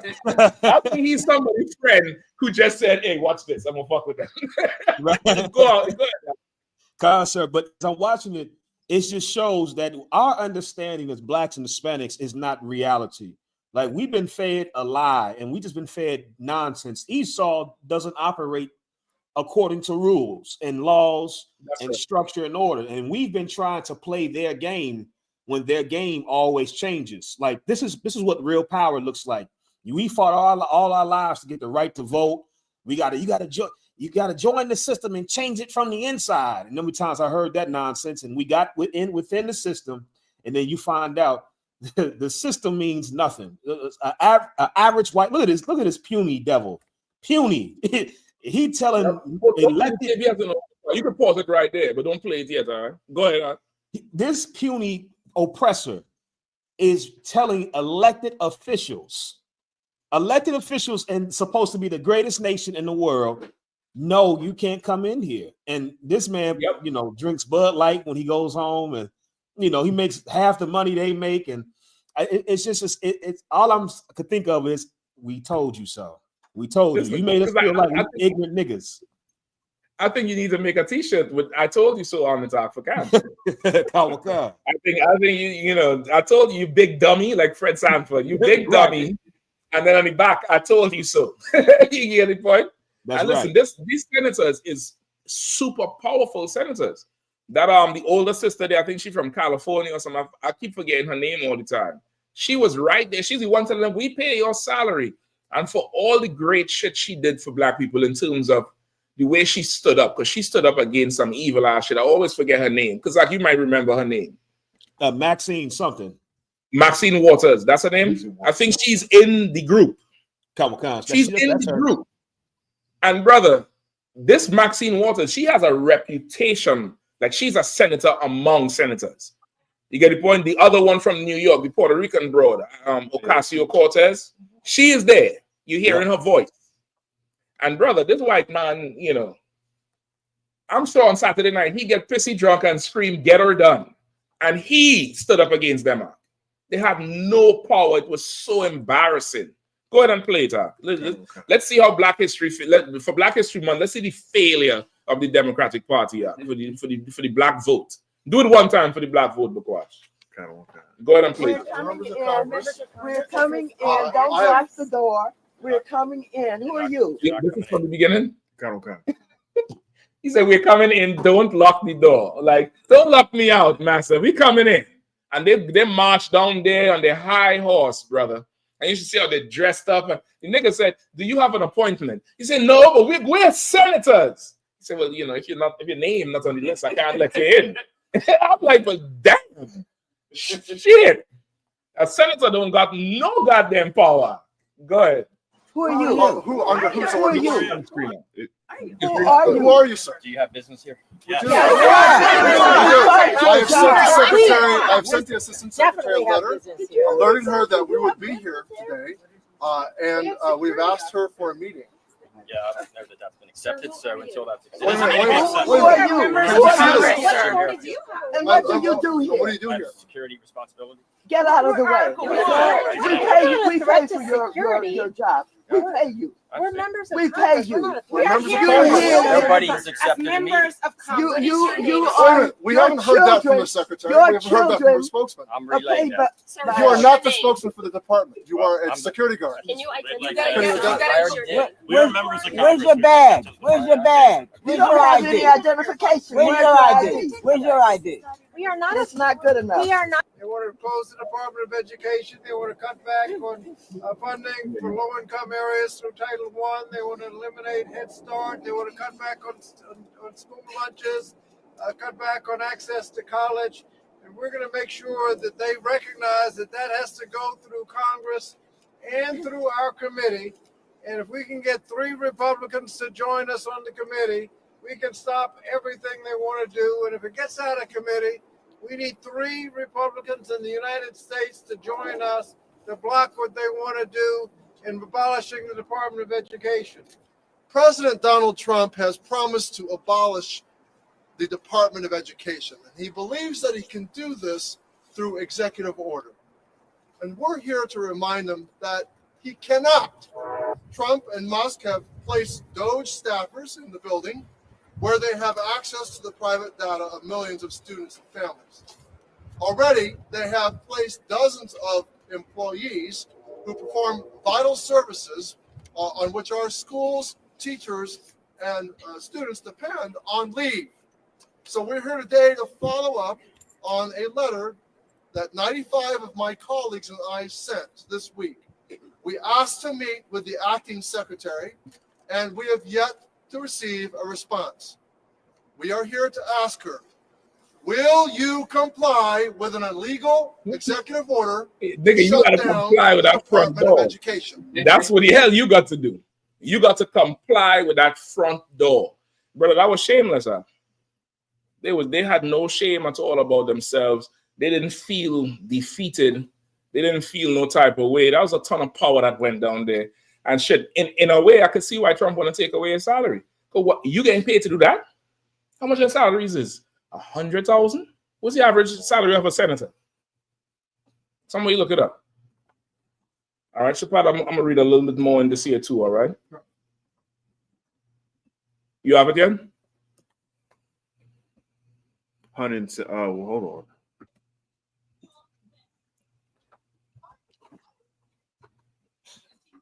I got 100. I got 193,000, sir.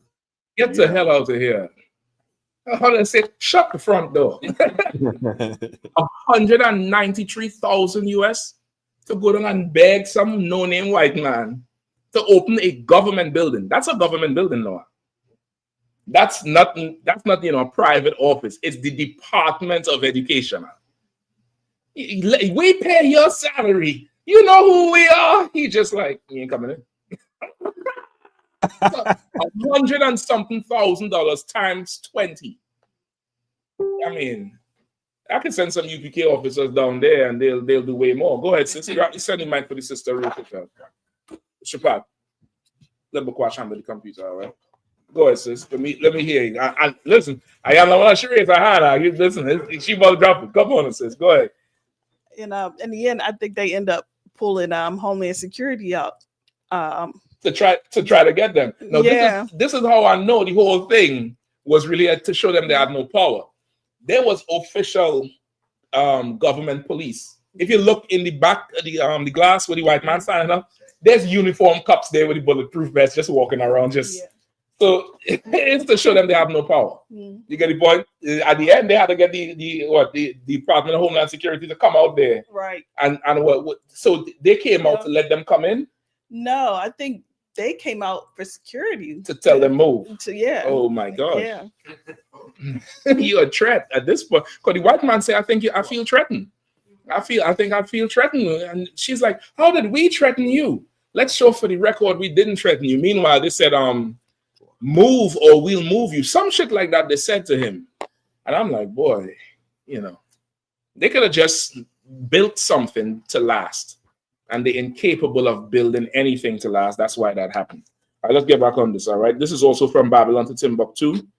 Give me this page here, page 90. Give me the highlighted section. From Babylon to Timbuktu, page 90. The black Jews had an advantage over the African tribes. They carried their culture, history, law. If we African, why he separated the two? Read it again. I'm concerned. The black Jews. The black Jews. He had to say they were black because Africans are also dark skinned. You get the point? And these Jews, they were dark skinned, but they were Jews. These black Jews had what? Had an advantage over the African tribes. Mm-hmm. They carried, they carried their culture, history, laws, and written records with them. We carried our culture, our history, our laws, our written records with us as we fled into Africa. Go ahead. That at that time wasn't the Ark of the Covenant, but just the Bible. Period. Okay, think like when we moved, we took our culture, our cult, our way of life with us. That's what you want to think there. Don't think like specifics, documents, and don't think that. Meaning, when we were brought the Americas, and you want to say the Americas, North, South, and Central America, as slaves, we did not bring our culture with us. You understand what I'm saying? Or let me rephrase that. We were not allowed to keep our culture. Right? Maybe a first generation, but after that, brother, everybody was Christian. You understand? Grew up Christian. Here, we went into Africa and kept our culture. This is what you have to think. What is in this context, what is one of the main aspects of our culture in this context? So, like, if I may, sir? Go ahead, please. Separation. Staying separate. We have laws. Make no marriages with them. Stay separate from them. When we went into Egypt, remember, Moses told the Egyptians we were shepherds. We were goat farmers. Because the Egyptians hate goats. They hate the animals. They hate the whole thing with them. They'll have sex with a goat. But they don't want to be around the damn goat. They'll take a golden shower from a cow, but they don't want to be around it. It's the same thing here. We stayed separate from them. We not African. They're not like us. We're not the same as them. Go ahead. This assured them a constant. This what? This assured them. This what? Assured them. Assured. This was a surety. This was a protection. This was a guaranteed come up. Staying separate was a guaranteed come up for the Jews who fled into Africa. This assured them. Go ahead. A constant precedent for the development of a higher social organization. Really a constant what? Precedent. Let me see that one. Where you reach? Right. Precedent for the development. Go ahead. This assured them. This assured them a constant precedent for the development of a higher social organization. Right. This staying separate gave us a guarantee, an assured guarantee of creating a precedent. Meaning, a precedent is an event that you would refer to in the past that gives a certain outcome today, or because of this is what happens, and this is why we have to go this route. You see that word a lot in law. Plenty lawyers use it, and judges use it in judgment cases where they'll cite a case in cup versus bottle. That's a precedent case. So because the judgment from this case means you have to rule exactly the same way in this case because the case is the same. So this assured us a precedent of having a higher social what? Organization. So meaning what? Because we have this law against separation, because we brought our culture with us, which is these laws to remain holy. Thou art a holy people. We speak the holy tongue. Thou art to be separate. You are holy people. That gave us a precedent. Why were we separate in Africa? Because we were separate before in Egypt. We were separate wherever we were. And today, we still separate, even though we think we're part of them. They separate from us now. But that gave us a precedent to have a higher social organization. We was thriving in Africa before slavery. We were better than the Africans, just like we are today. Better than the Africans. And brother, since that Super Bowl final, brother, the amount of these Africans make videos with that Kendrick Lamar intro. They down there in the huts with the cows on the side and poverty and slippers half naked, and they're doing the whole day not like us. Which lets you know. I'm trying to get flat. Listen, I ain't got no copyright money to give you, all right, Kendrick Lamar. You get the point? You'll go after Bakwash pockets. Now I'm just joking. But that lets you know we are the ones who set the trends. We are the ones who are a superior organization to everybody. All right, go ahead. And now, even with that, they're not like us. That beat Kendrick took, that's a Mexican beat. The whole intro, that's Mexican music. And that's typical West Coast fusion. That's a West Coast sound. But that, you see that beginning, that you don't forget my voice, but you get the point. You know that intro. That's the background. That's the mariachi. That's them playing. That's that band. That's that Mexican music. That's the West Coast sound. But that's our music. We are not African. Latinos are though. Not African, but they are Salakia. Go ahead. Caucasian. Because of the stability of the Black Jewish culture, the Jews were not absorbed into the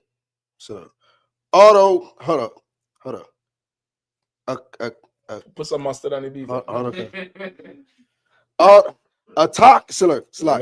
help you out. Autochthonous. Come on now. Autochthonous. Pass the book. Shit. All right, hold on. Because of the stability of the Black Jewish culture, and our culture is stable once we stay separate, where we are. The Jews were not absorbed into the autochthonous population. No, you were right. You got it. Give me a powder. You were right. Give me my hand.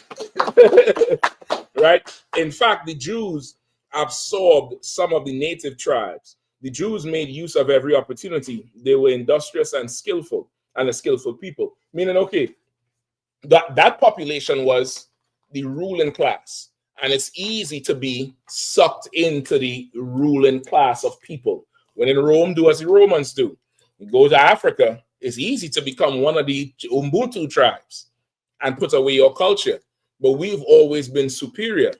And just like today's fashion, we'll come up with something and the heathens will cleave to it and try to be part of us, like Burna Boy.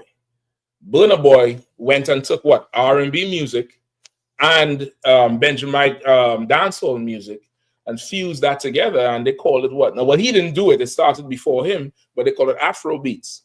And now they're all up in what? The best new Black artist. Remember Thames won it? How is an African part of this shit? How? But that's been going on since then, where they now would try to absorb into our culture. And not us going into theirs and abandoning ours. You get the point? We've always been separate. We are not African. There's another video, you could look at it on the DC page, where these Native Indians sisters who they're dressing the powwow.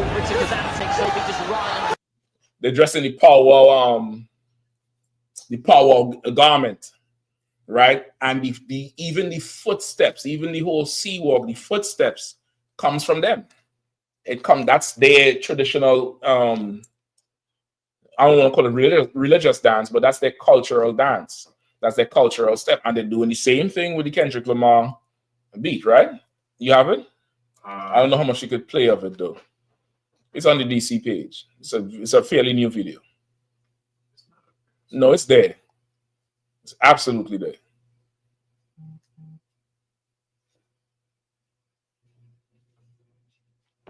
It's like, if I may, sir, and while he pulling that up, and what you said is so heavy about when you go into the records that we're reading right now about how we were in Africa, that legacy that we left, just how influential we were, that's the reason why you have people that are unlearned.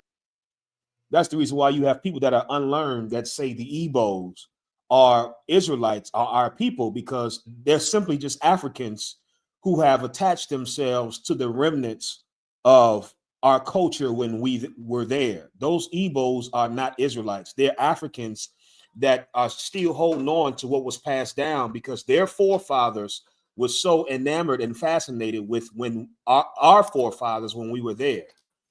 That's right. Give him a hand. Listen up. General Katham taught me this years ago, brother.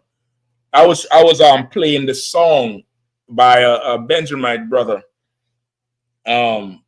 and they was talking about the song was talking about a drum called the kete drum, and he was asking me what's a kete drum. I says a drum they play. It's an old school drum. I think they get it from Africa. And John Uncle Thumb said, "How you know they get it from Africa?" And I said, "Well, shit, that's what I was told growing up." And he said, "How you know the Africans they get it from us?" And brother, it was a Weebay moment. I was like,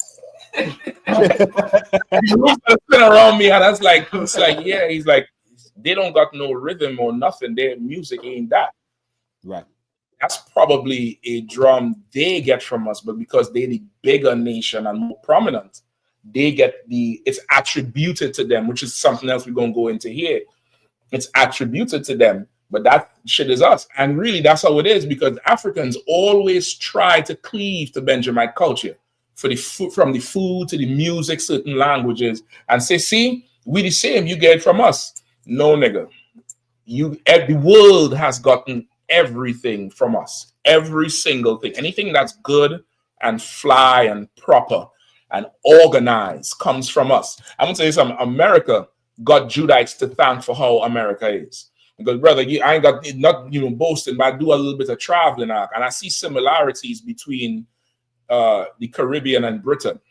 And a lot of culture that we think is ours as Benjamites is not our culture. It's just what was put into us, being under them, inbred retards from Britain. And same thing with the tribe of Judah here.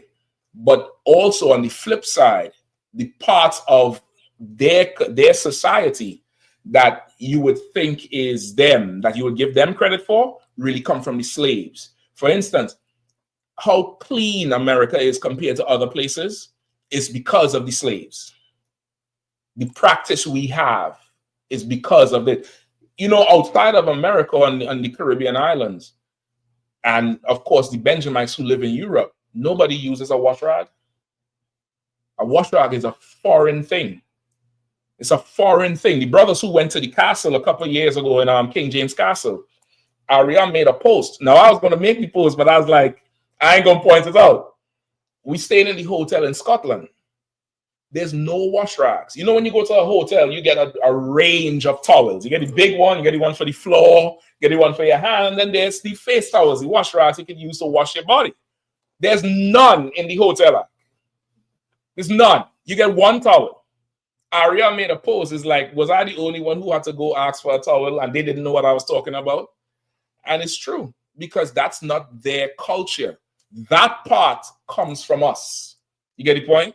That part of it comes from who we are as a people.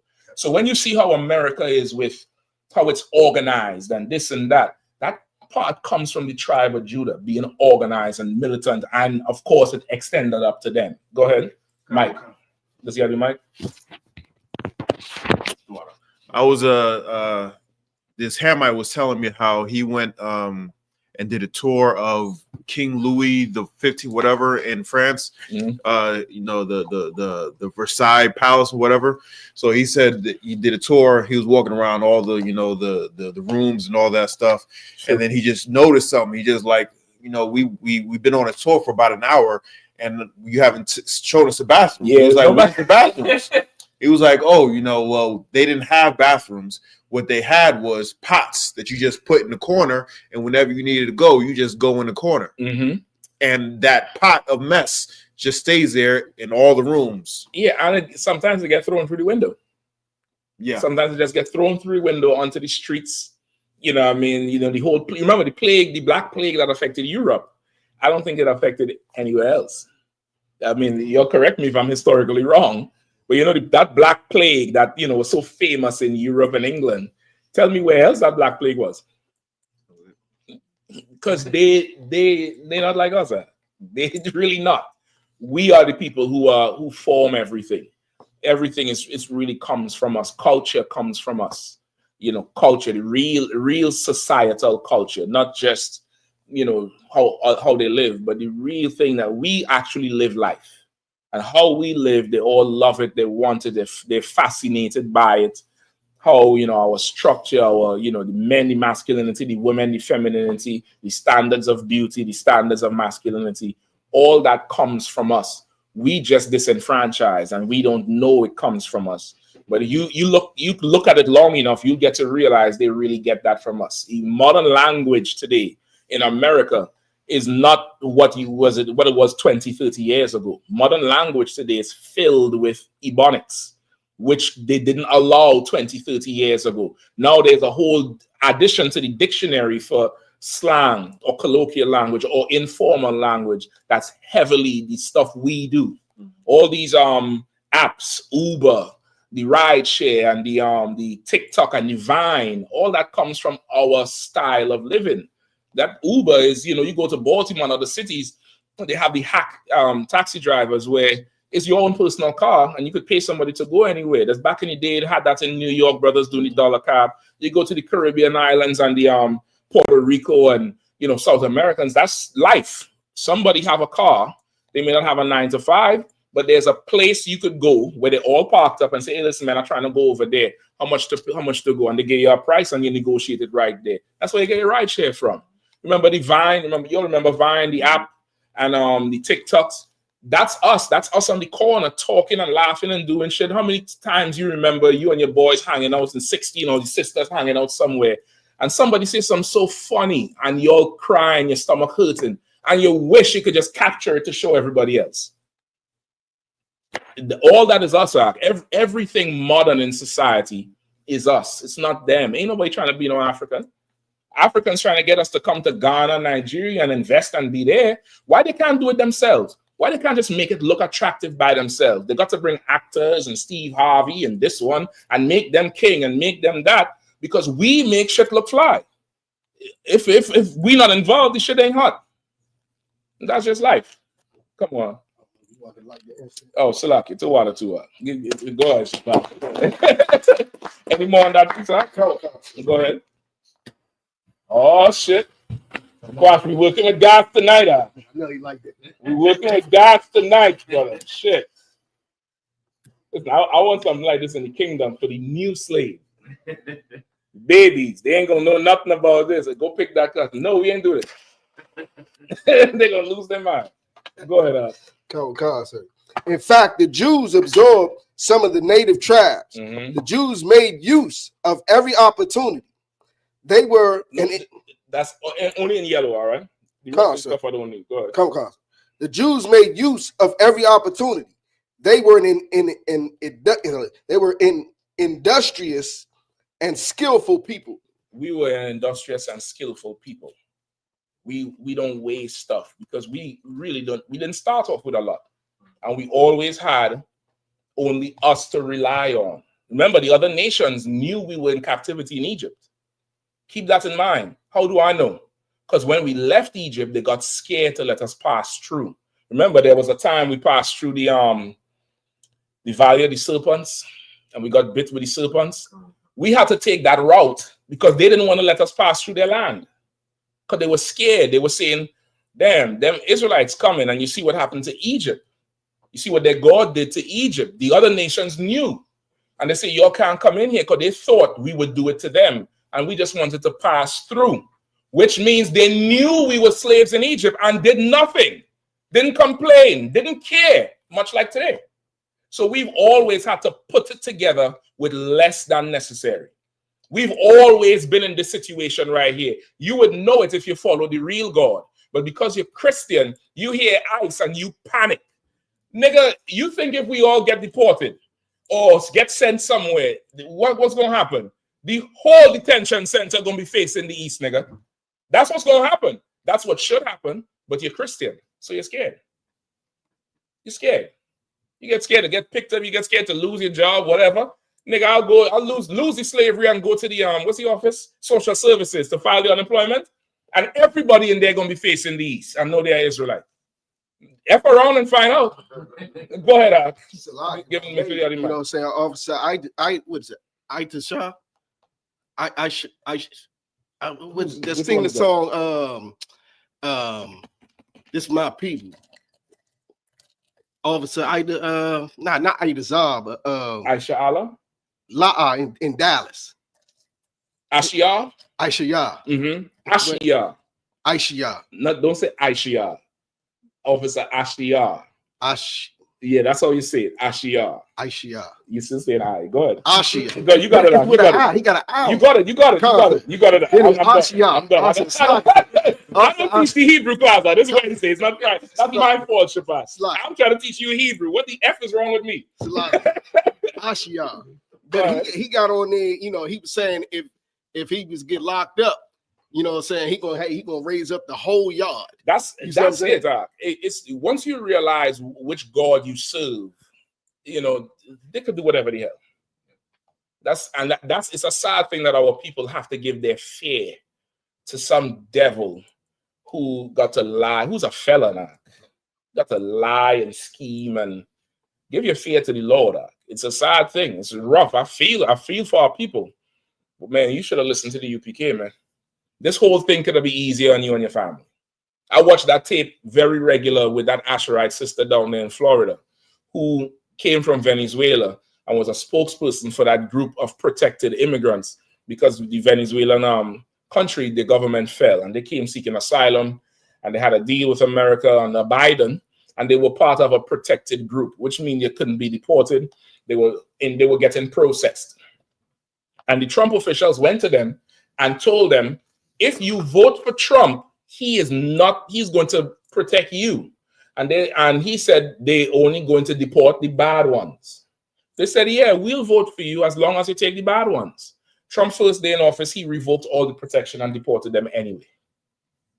If you listen to us and understood that the white man is the devil, as blanco hombre, as el diablo in la Santa Biblia, you would have known you can't trust him, you shouldn't vote for him. And even if you get deported, man, go in there and raise up an army.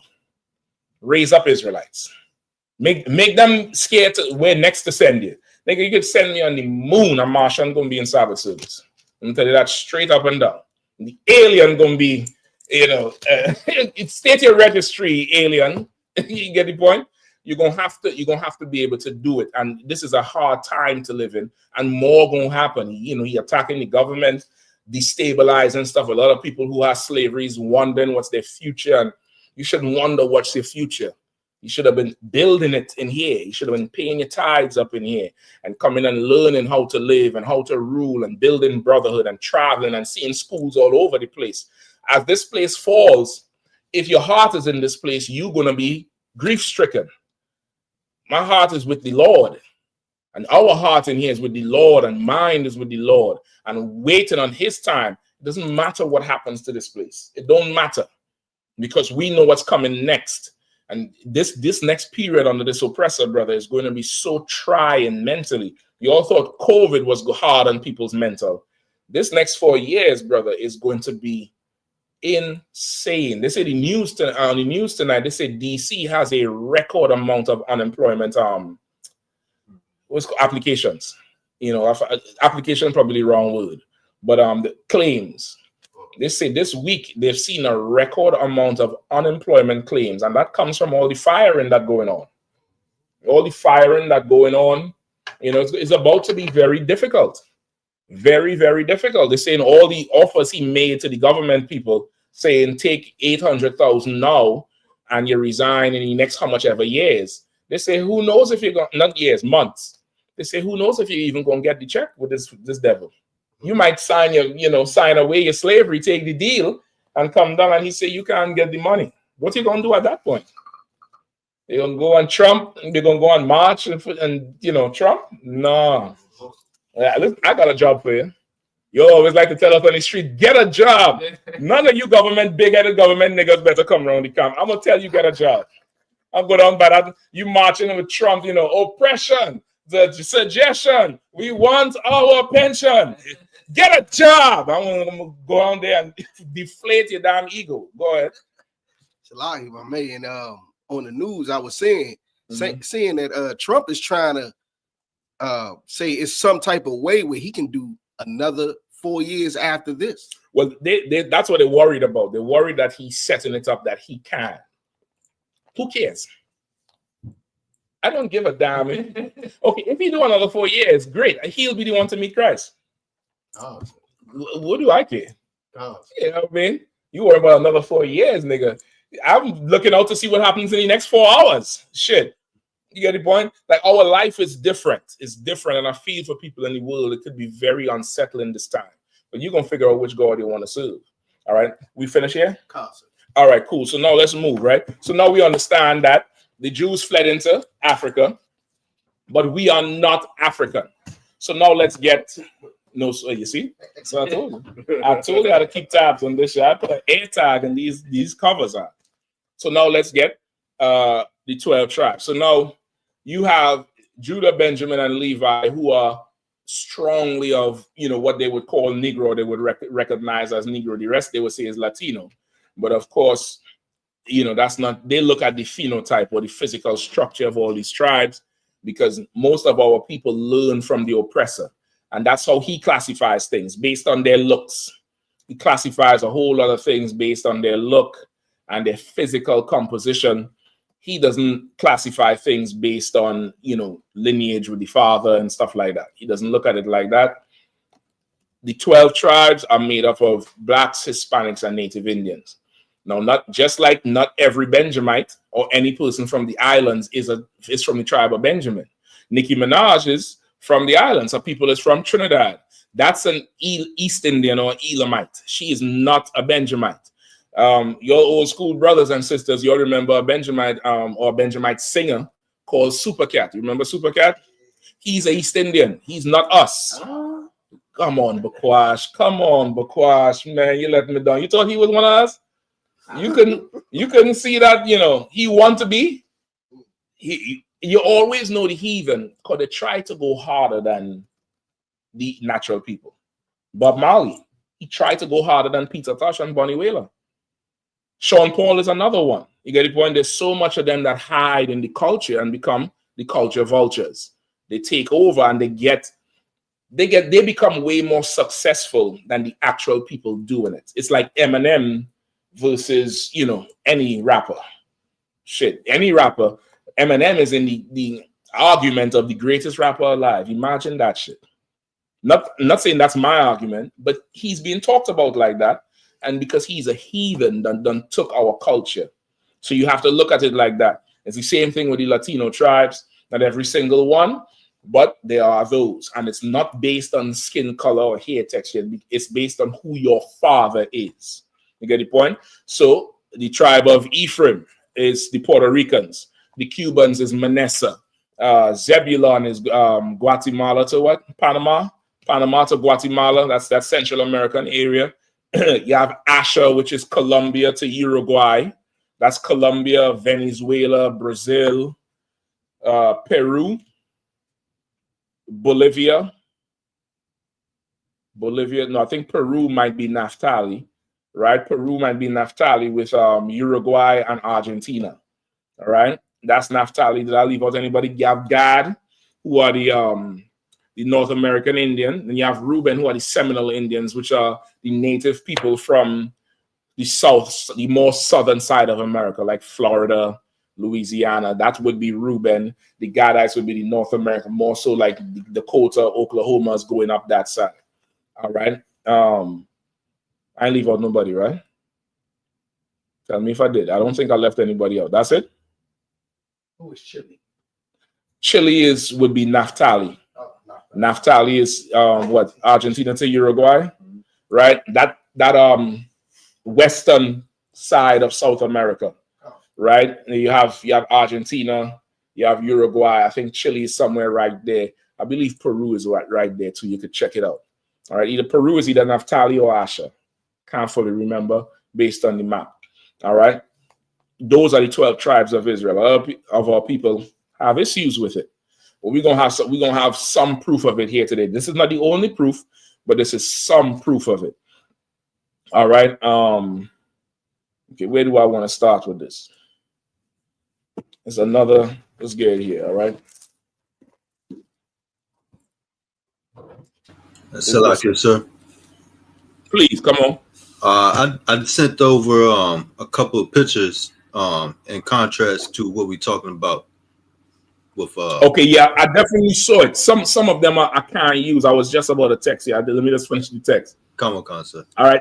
Some of them I'm not going to use. I'm going to explain to you why. Salaki, to water to I definitely saw it. Let me just send you the text right now. Every time I try to finish, something else come up.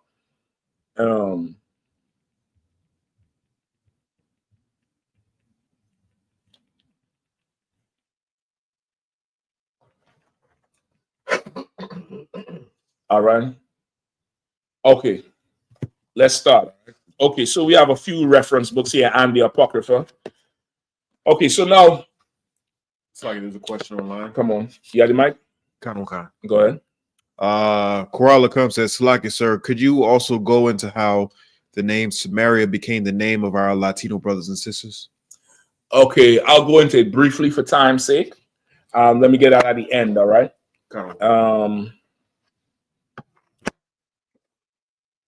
Okay, let's start with this one myth, right? So now, according to the naysayers who say that the Latino tribes are not Israel, when we tell them they are, they say, well, where did they were here? They were here all the time. They were never in the Middle East. That's a lie. They came from the Middle East. Also, they say that, what do the historians say? What do you all know of some of the scholars, I would say, or some of the historians, or some of the naysayers? What do they say is the mode of which the native people and the Latinos came to the Americas? If I may, sir. Come on. Kawakan, they say that the Bering Strait, that land bridge from Russia over to Alaska, is how our so-called Native American brothers and sisters got here. That's right. They say that Bering Strait is how they got. It's how they say they walked across land. And when you really look at the Bering Strait, it's not really land. It's a part. It's okay. Russia connects to the Americas on both sides, damn near. No, not both sides. On one side, on that west side, right? And there's no land mass for them that's there to walk. They say it got frozen during winter time. It frozen over, and when the winter comes, there's a connecting piece of the land because it's so close that they could just walk over, which is another lie. All right, we actually came from the east. Shameless plug. This is a book written by Captain Katazar with a lot of references in here. We're gonna get one of the references tonight. You could also check him for the book. You'll get it. It's a guide. It's definitely a good guide with all the references we teach from. Right? It's called "We Came from the East." Let me let the young brother read. All right. Look for here for me where page 40, the Bering Strait. All right. Bukwachi was able to pull up a picture. The Bering Strait. All right. Make sure he has the mic. All right. Go to page 40 where it says the Bering Strait. All right.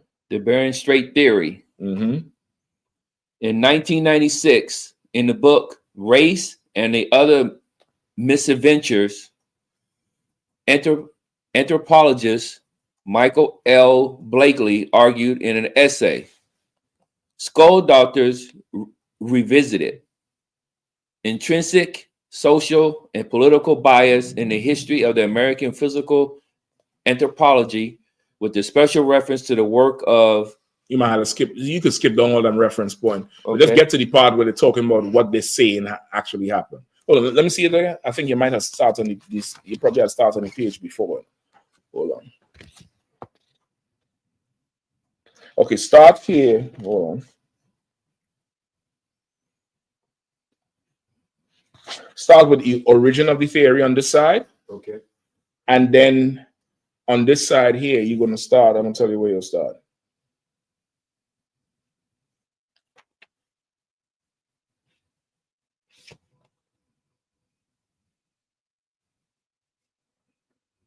Hold on. Yes, just start here. For time's sake, I think we might just get this part. The origin of the theory. All right. Go ahead.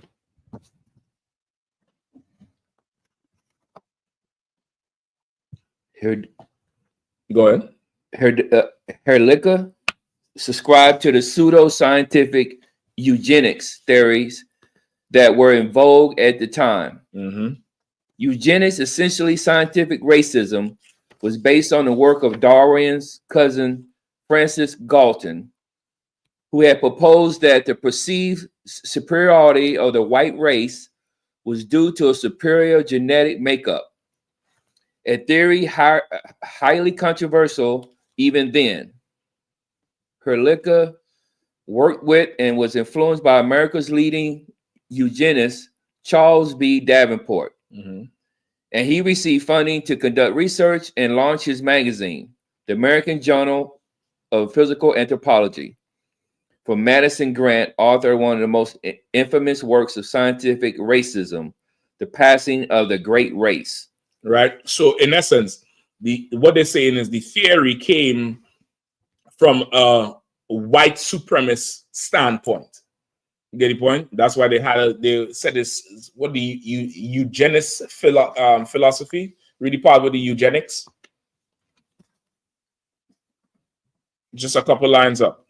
Who had proposed that he perceived superiority of the white race was due to a superior genetic makeup, a theory highly controversial even then. Right, that the eugenics part is a little bit further up, but they said the white supremacist belief that they were superior genetically to us. Right, read further where it says something about eugenics. Eugenics, essentially scientific racism. Right, read further back, a few lines before eugenics. That's how it starts. Herlicker now subscribed to the pseudo-scientific eugenics theories that were in vogue at the time. Right, the pseudo-scientific eugenic theories was that the same thing is really a white supremacist theory, that white people were superior and advanced and colored folks were different degrees of less than the white man. And that's where it started. This whole Bering Strait theory started there. All right, go ahead. Eugenics, essentially scientific racism, was based on the work of Darwin's cousin, Francis Galton, who had proposed that he perceived superiority of the white race was due to a superior genetic makeup, a theory highly controversial even then. Herlicker worked with and was influenced by America's leading eugenist, Charles B. Davenport, and he received funding to conduct research and launch his magazine, the American Journal of Physical Anthropology, from the Madison Grant, author of one of the most infamous works of scientific racism. Right? So his funding came from the same white supremacists. And that's how they come up with these scientific theories that were really racist in nature. Go ahead. The Passing of the Great Race.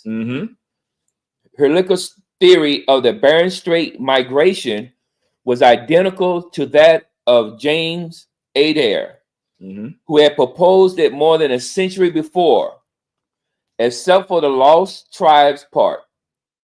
They were both based not on scientific evidence, but on presumption born in religion that then migrated to science, the antiquity and preeminence of Western culture over all others. Right. So this theory of the Bering Strait came from more so of their racism and whatever religion they were in, that they proposed this Bering Strait theory to the world, and they had no scientific evidence for it, which is really, there's a lot of what they call now pseudoscience or eugenic science, they coin it today, that really was statements that were taken as truths because of white supremacy. You get the point? Come on. It's just, every single time, it just never amazes me how the Lord does. Because before you started this about the Bering Strait, somebody put a comment in there and said we from somewhere else and we migrated from the Bering Strait. Oh, for real? Yeah. Oh, damn, shit. And I wasn't even going to go into the Bering Strait, but I said that for the time, that might be where I need to start. So, okay, I could probably finish up a little bit more on that next week. But they came up with this theory that the first people who was on this land surely couldn't have come by boat because they were mentally inferior. They were not so skilled to have navies like Rome. They couldn't sail, so they would have had to walk. So let's look to see how they could walk. And the only place that they could connect from the Middle East to the Americas was through Russia. Now, nigga, I mean, shit, if you could look at a map when you get some time and look around where Israel is, which is biblically not just where you see today, but all Turkey and Iraq and Saudi Arabia, all there. And then look at Russia. And that would mean they have to go east from, they had to go east until east became west through the cold arc. And somehow just made it across and then didn't stay in Alaska, just came all the way down. It's bullshit. It never happened. All right. We're going to get here now. What time we have? 9:11. Let me see if I get finished in 20 minutes. All right. You'll bear with me. Bukwash, I need you to, or Mathaya, you could look it up. It's either on the DC page or probably my own Facebook page. It's a video of, I need it from one of those pages though. It's a video of the Bat Creek Stone. Bat is either B-A-T or B-A-T-H. I'm not too sure. Bat Creek Stone. Just hold it and just find it for me and hold it. I know I have it on my page somewhere, so you go in the videos, look it up, or it might be on the DC page already. So now this is another book. It's called Discovery of Ancient America. And if you look close enough, you know, Bukwash, I think you're the probably closest thing to the Hebrew scholar in here. What's that on the front of the book? Well, that's not paleo. We don't call nothing paleo.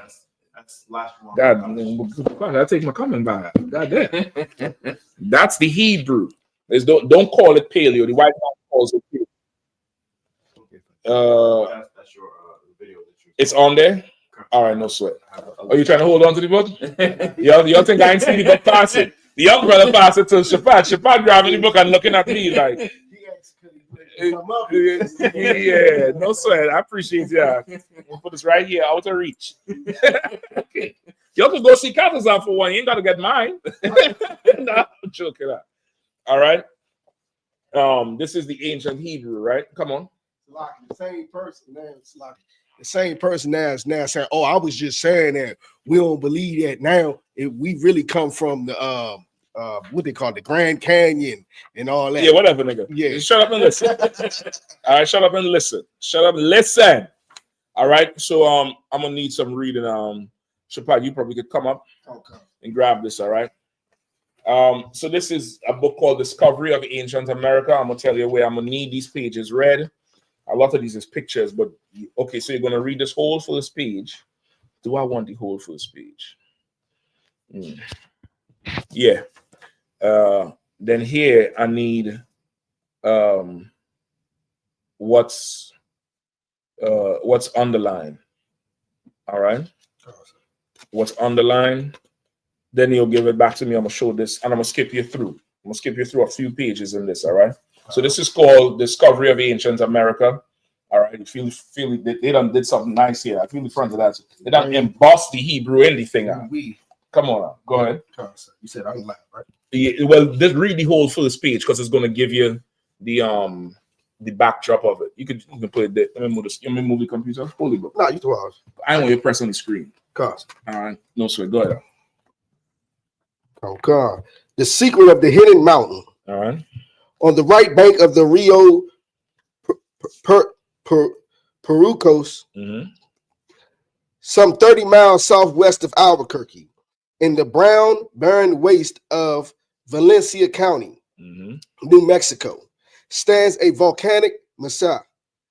The people in the general area call it Hidden Mountain. Right. This is located in New Mexico in America. All right. Go ahead. Or Mystery Mountain. Right. They call it, the people around it, which is largely Issachar and Gad, they call it Mystery Mountain or the Hidden Mountain.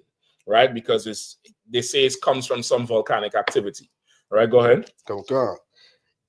But the Indians retain its more ancient title. Right. Now, the native Indians who they have an older name for this area. And it's a more ancient title. Go ahead. Cerro Los Maquahino. Right. Cerro Los Maquino or Maquahino. Go ahead.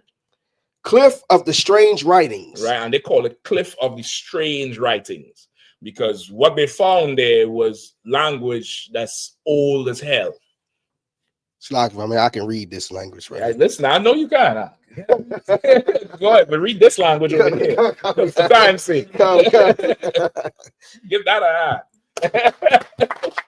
Yeah, I mean, go ahead. These names aptly apply, for upon its slopes, a secret is revealed that, if accepted, would change the basic concepts upon which ancient American history is built. Right? If this the what's written on the slopes of this mountain is so ancient and old, if you could accept what he's about to bring out here, and this is a devil, some old scholar, some anthropologist, he had a ton of books.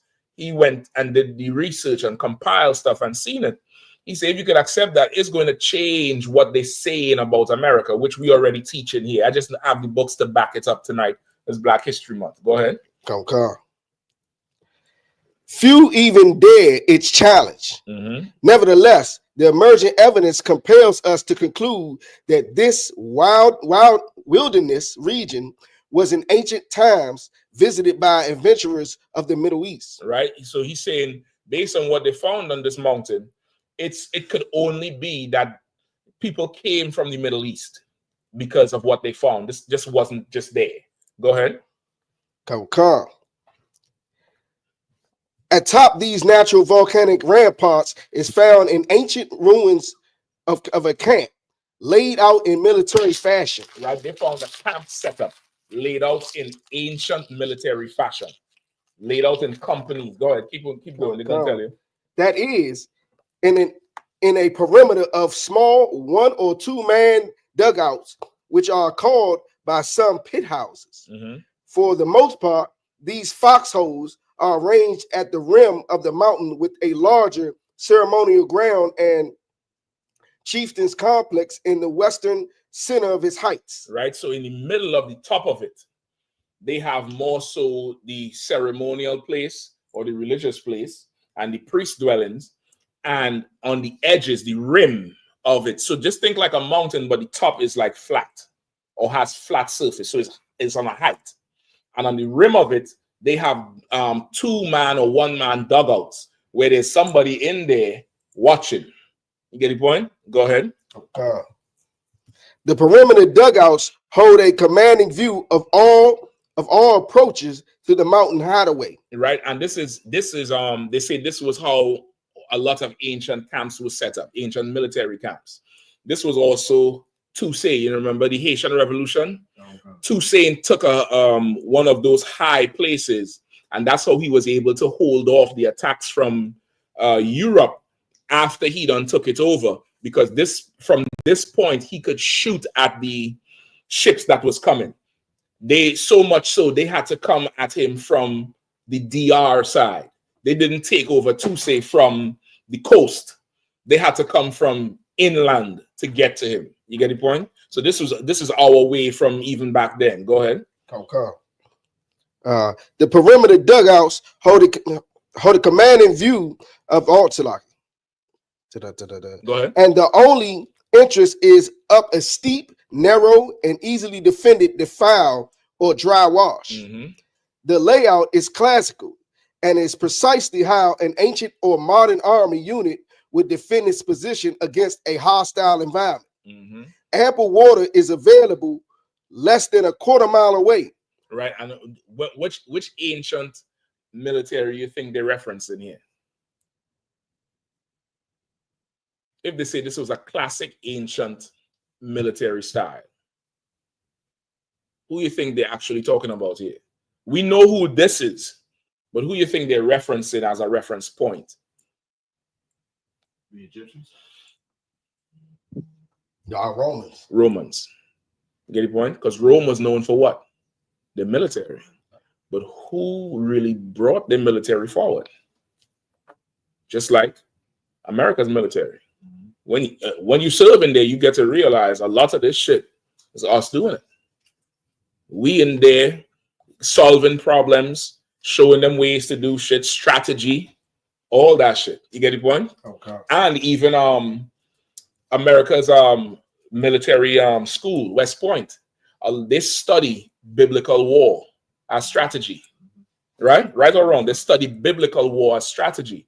This world gets everything from us. Every single thing. Trump talking about this DEI and the military. Take niggas and Hispanics out of the military. Let me see which war you're winning. Let me see which one. I mean, go ahead, keep going. Let's get some. If I may, sir, just real quick.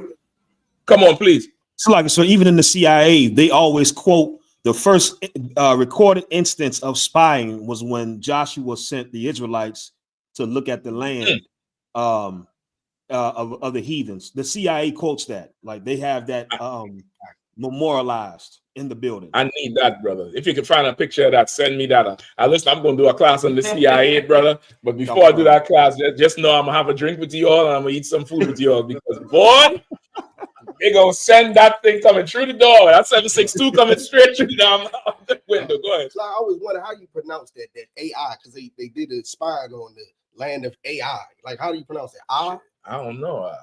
Listen, is the land there anymore? I don't know. Shit. I mean, I know Joshua, I know Caleb and them. I don't know the I or whoever. They're not like us. That's the point. Go ahead. Okay, sir. Ample water was available less than a quarter mile away from either the. You read all that. You know what I mean? With the defiles, look for the spot with the defiles. Easily defended with the defiles and the drafts. I think it's the end of that. Want me to go down here? No. Wait, you finish this second one? Nah, I'm not finished right here. Hold on. Let me catch up with you. Because time going out. Constant.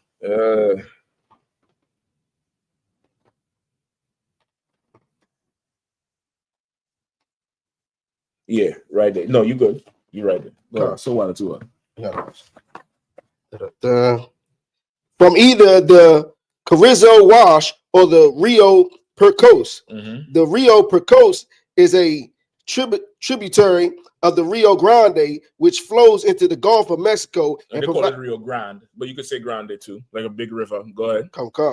It flows into the Gulf of Mexico and provides a natural highway to or from Hidden Mountain to the sea. Right, of course, that's how they would do it. You build a civilization, you want to be close to water, and you want to be able to find the open sea because of trade, because our people were skilled in the water, despite what the racist eugenics scientists and philosophers had to think of us before. We were far superior to them. They now learn in skill. We've been had it. You get the point? Okay. Go ahead. And it's Gulf of Mexico. It should ain't Gulf of America, right? Google, I'm just letting you know that shit. Go ahead. Okay. At first, one might casually dismiss these ruins as some relic of a band of ancient Indians that roamed the area. But closer examination of the details makes such a conclusion patiently amiss.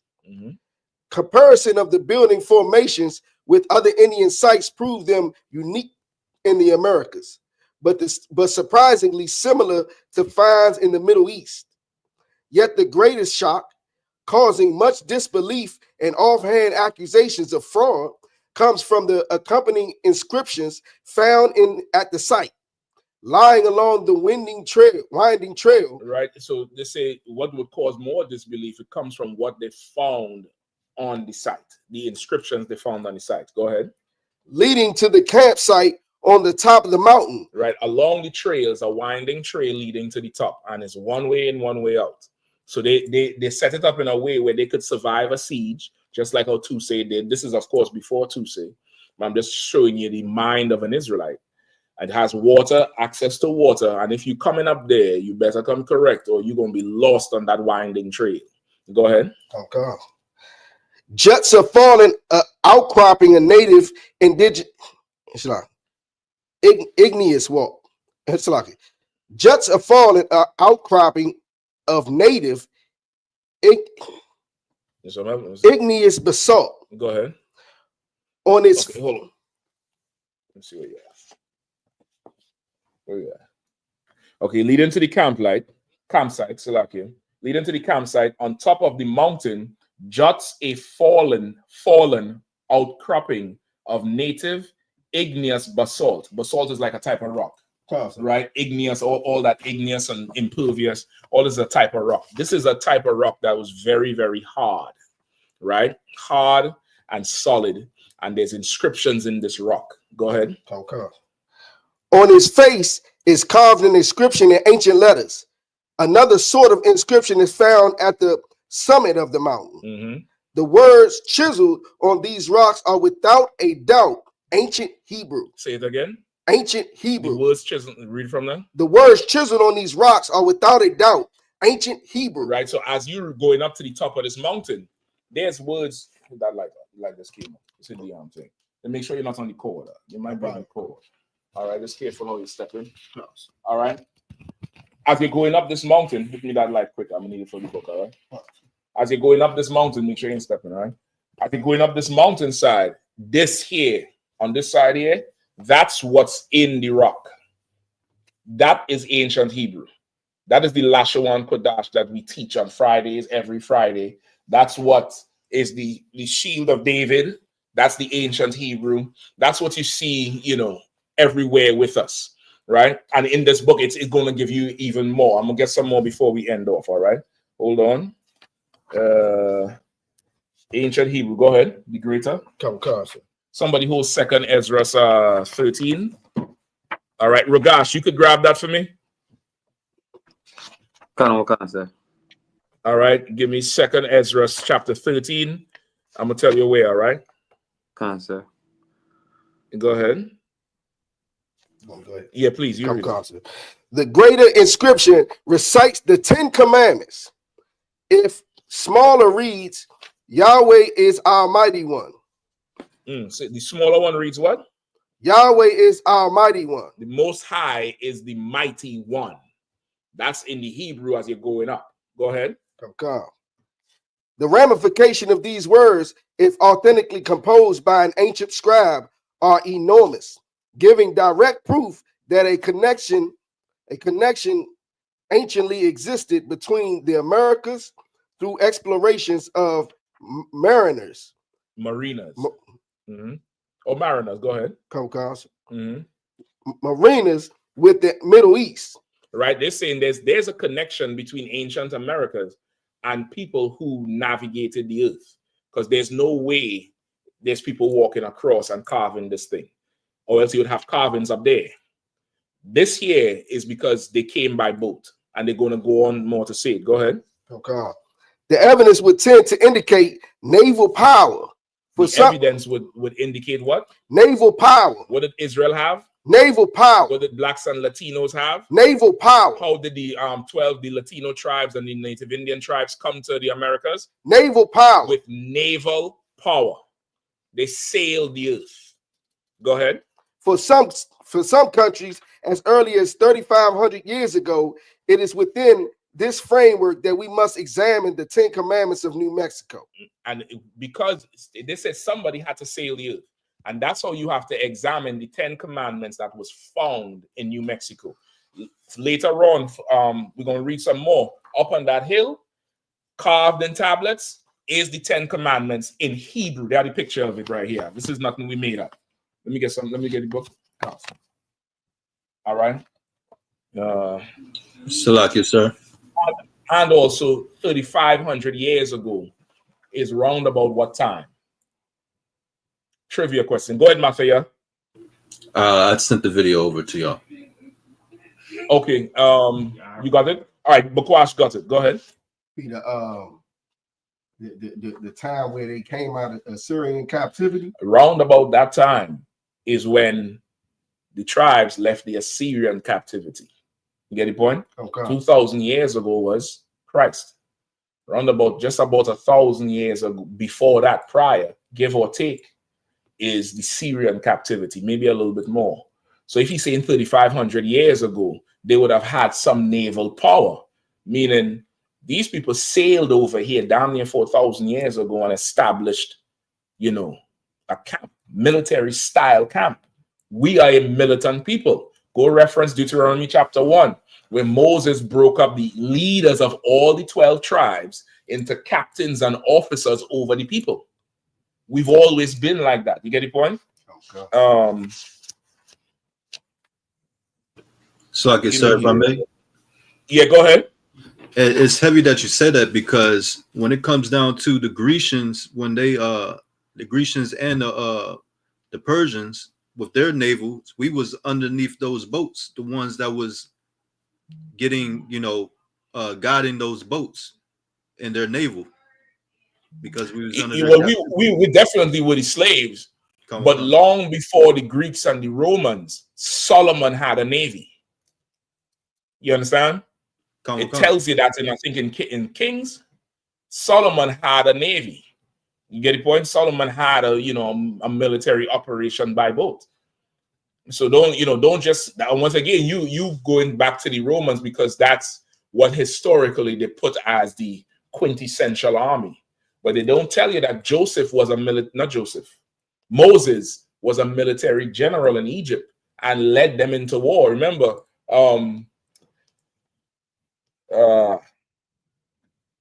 after Moses, Abraham went to get Lot from them Hamites and the East Indians who took him captive, and he sacked 5 kings. We had to have some kind of military power and structure and know-how. That comes all the way back from us. You understand? Like that's why we move how we move. Why you think even every ghetto or every barrio or reservation, the favelas, is set up in a kind of way where if you come up there and you ain't know where you going, this could be bad for you. Everything is set up like a garrison. Even Benjamites use the word where you going over any garrison. A garrison is a military word, but we set up where we live just like that. Whereas we always trying to protect an area. Even the gang life, the gang culture, it's perverted today. But it started off with men wanting to protect their neighborhoods. You go to the history in LA, where they got this new either chief of police or sheriff, and he was from the South. And he recruited every KKK cop from the South for the LAPD. Everyone. You could go look it up. It was this new police sheriff or chief. And with him, he got rid of everybody and just brought in all his connections from the South. And brothers wasn't having that shit. They had to have gangs for protection. The gangs get perverted now because they want us to be weak. But brother, we were always a militant-minded type of people. There was never no pushover type of people. You get the point? Read from here. Start at various, but only the underline, and then skip to this underline real quick, all right? Various unsupported opinions about the meaning of inscription rock have been advanced over the years.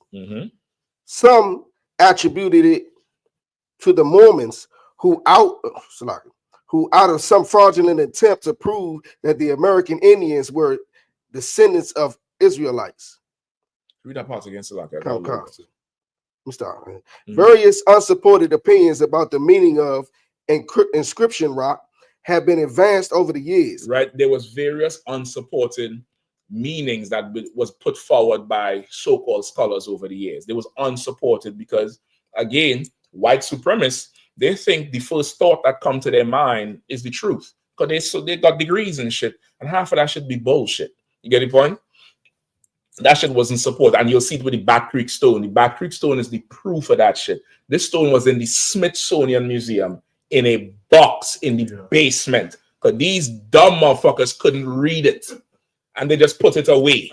Go ahead. Some attributed it to the Mormons who out of some fraudulent attempt to prove that the American Indians were descendants of Israelites, placed the writings so as to be found as proof of their religious theory. Right? The Mormons say the Native Indians are Israelites because they want to validify the Mormon theory. The Native Indians are Israelites, but they realize that the Mormons only saying this to promote their religion. So they dismiss it. But the Native Indians was the Israelites. Go ahead. You reach the end of it. Yeah, skip to the other one. The letters of the inscription cut deeply and accurately in very hard, flinty, igneous rock are by no means a mystery. They are clearly and unequivocally a form of Paleo-Hebrew. They call it Paleo. We don't call it Paleo. Go ahead. A comparison of alphabets easily proves this point. Right? A comparison of the alphabets easily proves the point. This is what they're going to show you here, all right? I'm gonna try to get to the to make sure it's big on the screen so everybody see it, right? So here they have Aramaic or Asurith modern Hebrew. Asurith meaning what? Assyrian Hebrew. This is on this side, and this is what the printed text would be, and they call it Aramaic, right? They have the Roman letters that go with it, and then they have the Paleo Hebrew, or what they call ancient Aramaic. They call it Aram because Aram was one of the prominent sons, but it's not Aramaic. This language comes from Eba.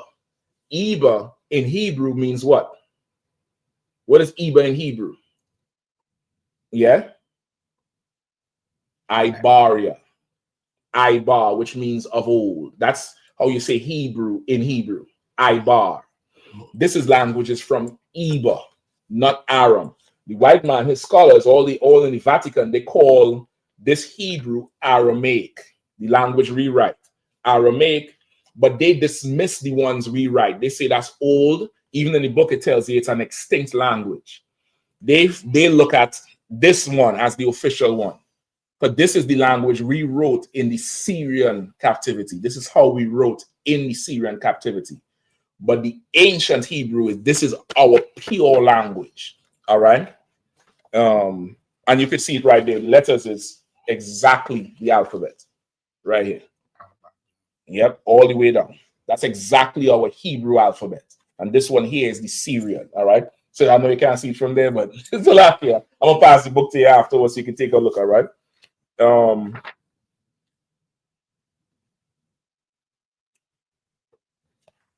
Right here. Los Lunas Rock. Go ahead. The Los Lunas, New Mexico inscription rock is a precise rendering of the Ten Commandments. Say it again. The Los Lunas, New Mexico inscription rock is a precise rendering of the Ten Commandments. One of the rocks they found on that mountain in Los Lunas is a exact script of the Ten Commandments written in the ancient Hebrew. Go ahead, you got some more? Read on. This fact is poignantly made. Poignantly. Poignantly. Poignantly. That's right. Go ahead. Go ahead. Go ahead. Poignantly made in interlinear comparison using the Paleo Hebraic form found in Hidden Mountain, found at Hidden Mountain, with the modern Hebrew form found in the Masoretic text and in English translation.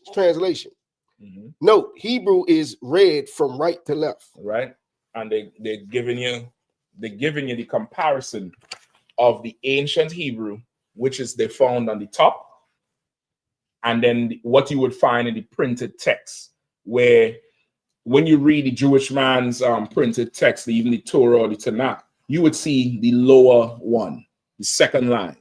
That's how you would see it. Their pronunciation is where you will get the Elohim and the Adoni and the Yeshua and all that shit from, where exactly the Achu.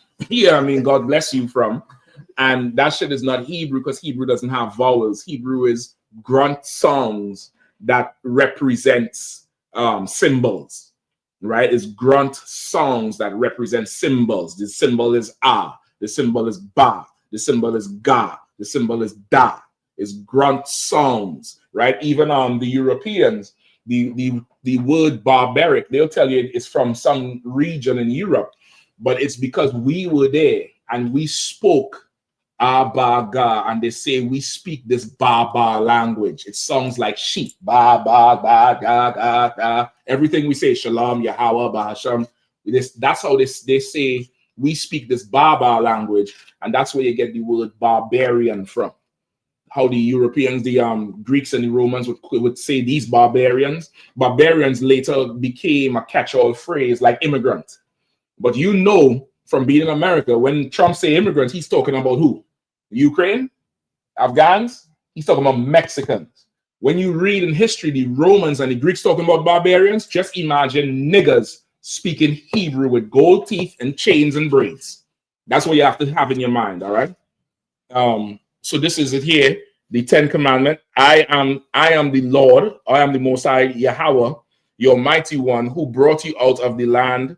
Hold on. You shall not have, shall there be not any mighty ones any other than me. This is the translation, but it's saying, I am the Lord your God. I am one. Why is that important? Because Islam postulated this from us. Remember, it says Muhammad saw how we had one God. We had a creed. Shema Yasha'Allah, Yahweh Allahayana wa Yahweh Akkad. Listen, Israel. Hear, O Israel, the Lord our God is one God.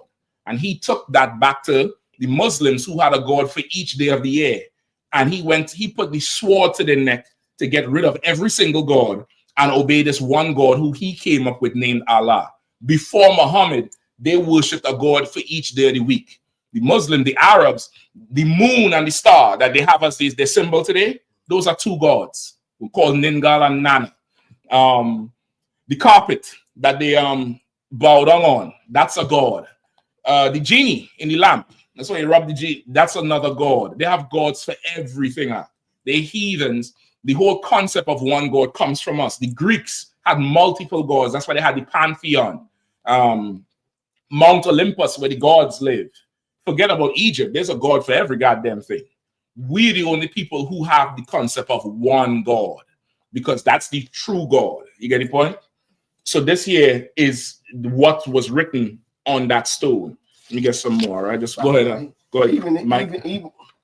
Even today with their Christianity, they say it's three, a Trinity. The Trinity. Even though they try to, fool you into believing that. All right. Give me this is cold right here. This is cold right here. All right. Give me this here. Oh God. Yeah, go ahead. Read nice and low. Go ahead. So you want me to read the Hebrew? No, Log in Friday. You read the Hebrew then. God, sir.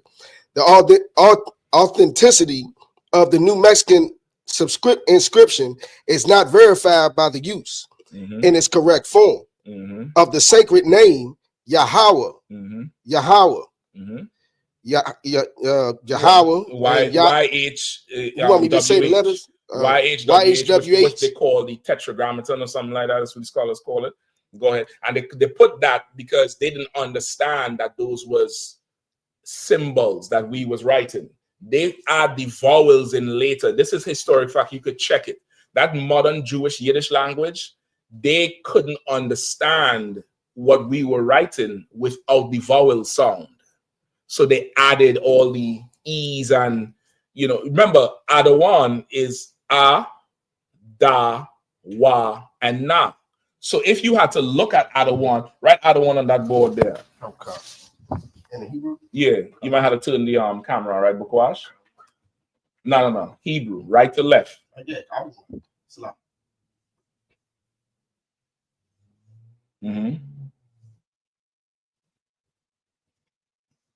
Perfect. All right, come on this side.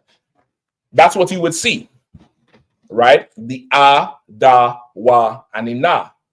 Now, if they were to, if a heathen, somebody who is not from our culture, somebody who only hear it, they hear the A, the Wa, they hear the A, the Da, the one.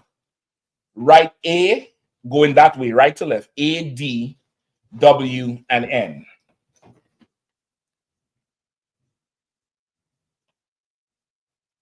That's how you get your tetragrammaton. And they'll add vowels to that so they could sound it out. And that's how you get Adoni, Adowani. And that's how they get Adoni and Elohim. When there's no U and A-E-I-O-U, it sounds Adawan. Tawada, Ayandaba. It's grunts. It's not that phonetic sound, right? Even babies, Q did a class some years ago. I'm going to look for the class where they did some studies in Yale or Princeton on language, brother. And even they say the baby language, how it's easy for, mothers always get angry. They say, it's easier for babies to say dada than mama. And they say it's because of what's in us with the Hebrew. Because at one time, Hebrew was the language of the earth, just like Latin. They say even these songs, gaga, baba, mama, dada, that babies make, is because of the language. That's our first language. You get the point? That's how they get that thing. So go ahead and read on that. And Yahweh. Mm-hmm. Whoever made the inscription, however, and whatever date, was aware of the extreme sanctity of the name of the Creator. Mm-hmm. There have been expectations to the otherwise generally extinct of to the otherwise generally extinct. Let me stop.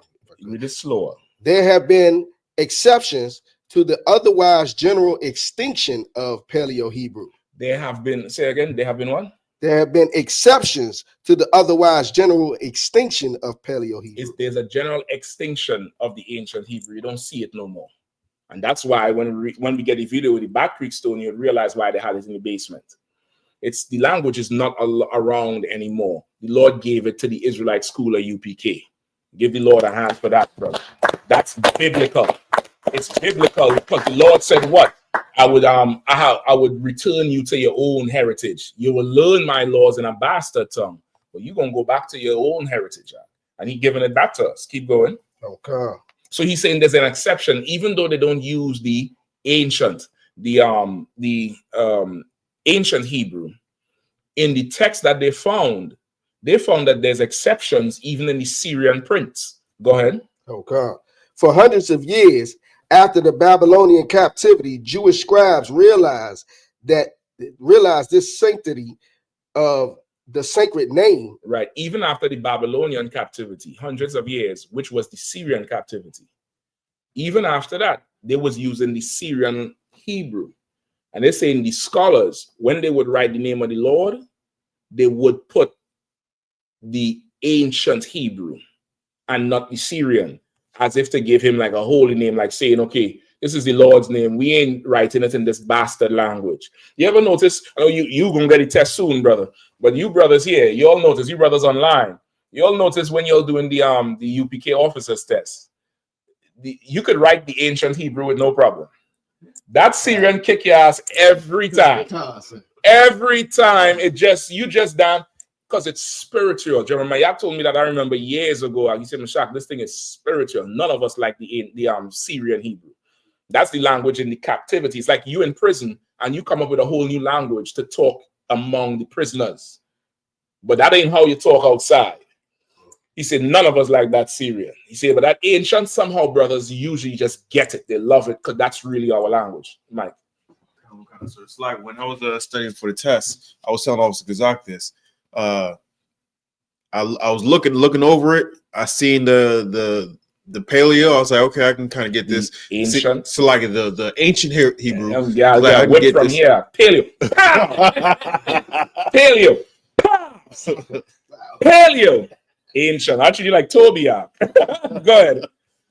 And when I saw the Assyrian, it looked like, brick, like the brick wall and the cement. Mm-hmm. That's how it looked like to me. I was like, all right, I'm just going to put that aside. Let me get to this first and then just try and conquer that later. But it looked like just bricks on the wall. And listen, I'll give you a plug. That's how you pass the test. You gotta write, you learn the ancient. The Assyrian gonna come after. But that ancient is more natural for us. Go ahead. This section from the book of Habakkuk, shown on this page, written in modern Hebrew, wherever the sacred name appears, in order to emphasize the holiness with which the name was regarded, it is rendered in the ancient Hebrew, or more correctly, one would say pure Hebrew. This is the pure tongue. That's why we call it the pure language, the holy tongue, because this is what they regard as the true Hebrew, not that Syrian printed Hebrew, that Yiddish, that Adoni Elohim. That's bullshit. That's not Hebrew. That's Yiddish nonsense. Even though you're using the same symbols as the Assyrian, that's not actually real Hebrew, even with your pronunciation. Go ahead. Okay.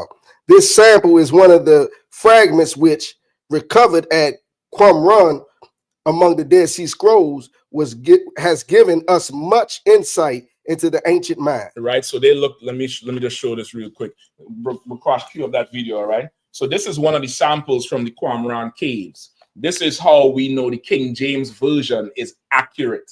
because from the Masoteric texts that were found in them jars, them clay jars in the Qumran caves, that's the Dead Sea Scrolls then.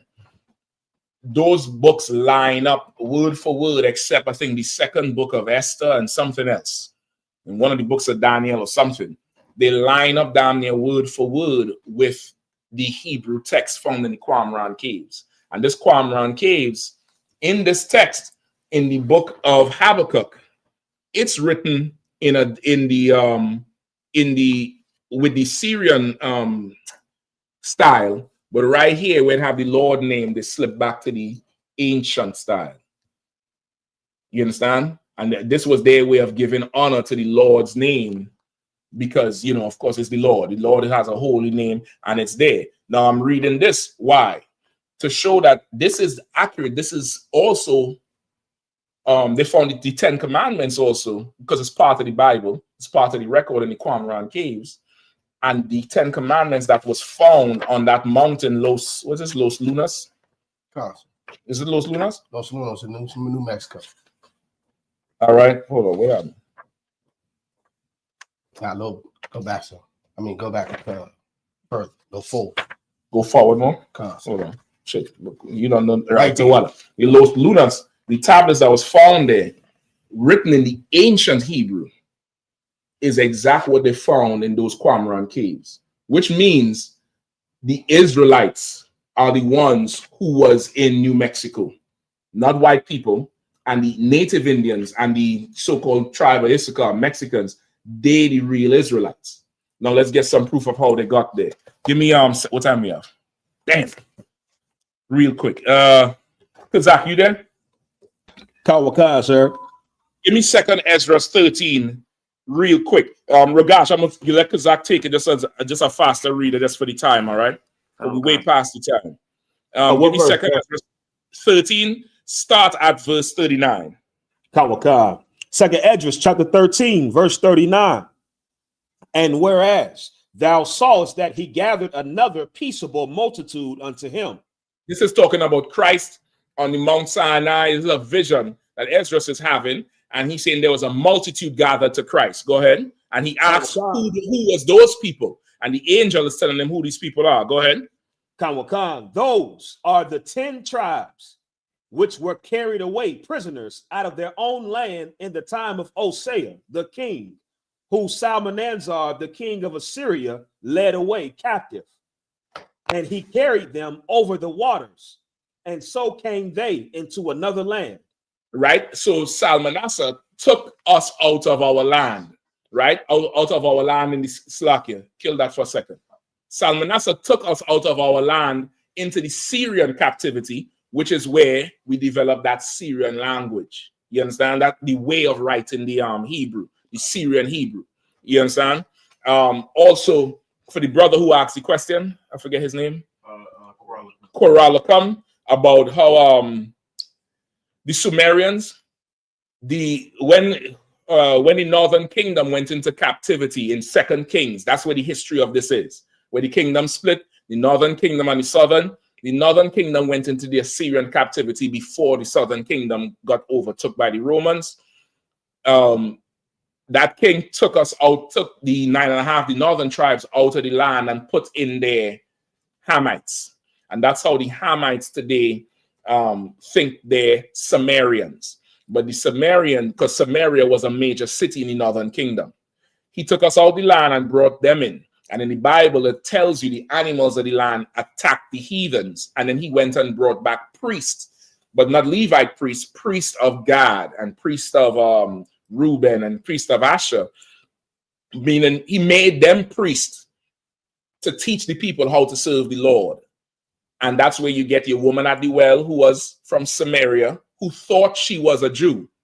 You understand? Remember, she said, me and my fathers worship in these mountains. Christ said, you don't know what you worship because salvation is of the Jews. She thought she was a Jew because of what happened with the Syrian captivity, because they brought in Africans and taught them our culture. Just like how Kazak is saying how the Igbo and them, the Nigerians think they're us and Ghanaians. They're not us. And Christ had to cut her at the well. This is also the parable of the Good Samaritan. The Samaritan is the Samaritan. The good one is from the people who was brought back to teach the heathen.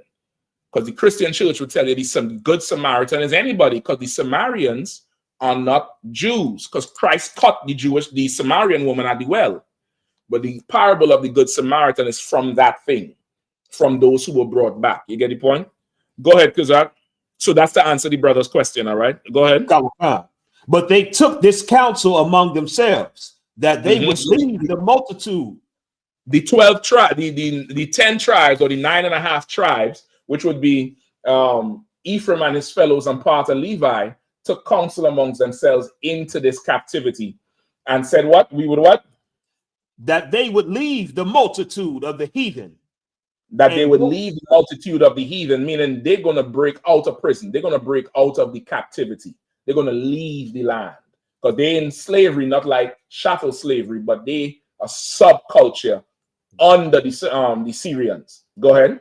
Kawakan, and go forth into a further country where never mankind dwelt. And they would leave the Assyrian captivity and go forth into another country where no man dwelt, which is the Americas. Go ahead.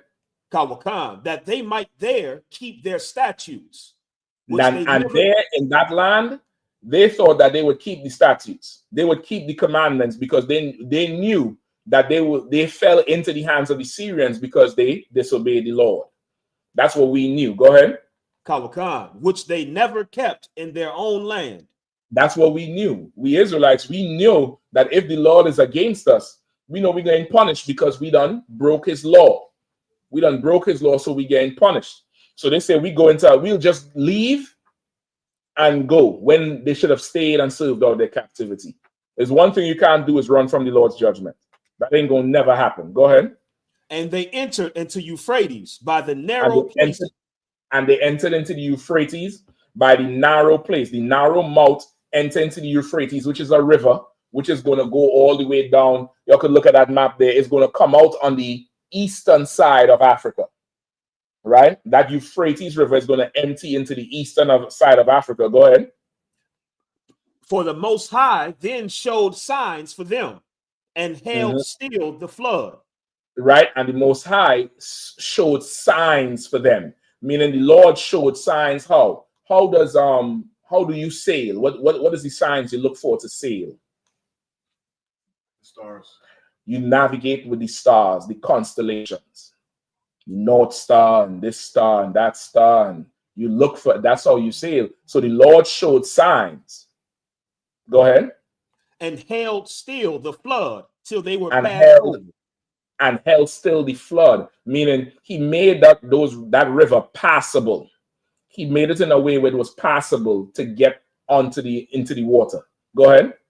Kawakan. For through that country there was a great way to go, namely of 1.5 years, and the same region is called Arsareth. Right. So now to get to that new land where no man knew, it took them 1.5 years. Which is what? 18 months. 18 months that they would have had to sail down the east coast of Africa, come around the bottom, come up to the top into the Atlantic, and come up on the east side of America. You could Google it now, how long it would take if you had to sail from the east of Africa to the Americas. It will tell you around about 18 months. That's what they found in the book that Curtis was talking about, and here, that the Israelites had supreme naval power. They were able to navigate the earth and move. The Latino tribes are Israelites. They came by boat into what was called America. Today, back then it was called Arsareth. And this is a land, man never knew. This wasn't inhabited by man, which is why over here is where you find them giant bones from what they call dinosaurs mostly. You don't find them most in the east, but maybe on this side. You get the point? Now give me the Back Creek Stone. So I'm running it down so like it for the time, all right? Go ahead. So what is that? No sweat, sir. Let me get the Back Creek Stone. Play it nice and loud, all right?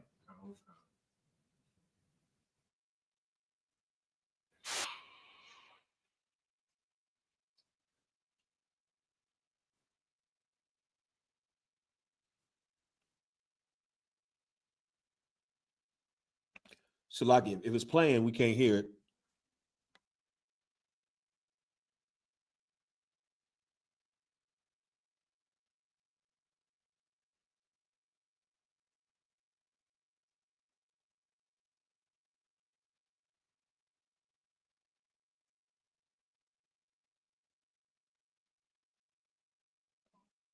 So like it's I don't know if anybody else can hear, but there's no sound on my end.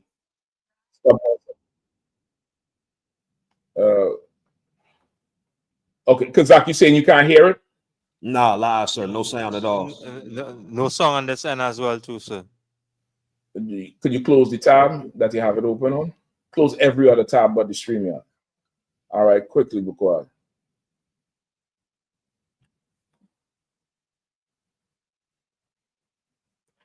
Try now.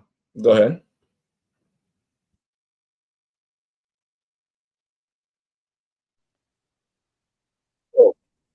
Still no sound, sir. Still no sound? Con, No sound, sir. What's going on?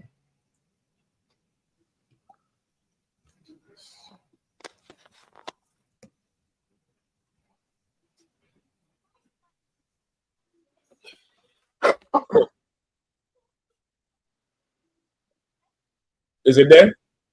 There it go. Nope, lie, sir. All right, Mafia, could you pull up the video and just do a screen share quick? Because Mafia is the one who sent the video, right? I know, but he has it, right? Mafia, could you do it? Come on, let me pull it up, sir. I might have to kill it for time, man. But you get the point. This is proof the native Indians are Israelites. They are black. They are our people. They are the same as us. The Africans are absolutely not us. They're not the same. They will never be the same. They never was the same. The Latino tribes are definitely Israelites. All right. You got it, Mafia? Slacky, I'm pulling it up, sir. So like if I may too, Cap. Go ahead. If I'm not mistaken, I don't know if that book covered it, but from what the research that I did, they said that Los Lunes stone is the oldest record of the 10 Commandments on the earth. Yeah. Yep. It definitely is. You get the point? It definitely is, because the records from the Qumran caves was after the Syrian captivity. Right. You get the point? That would have been after the Syrian captivity. So that's why he's saying, you know, this, if you could accept this, this would change the whole idea of how America was, you know, started and founded. All right. Mathaya, anything yet? I got it. If you need me to pull it up. If you don't mind. Come on, sir. I'm sharing my screen now.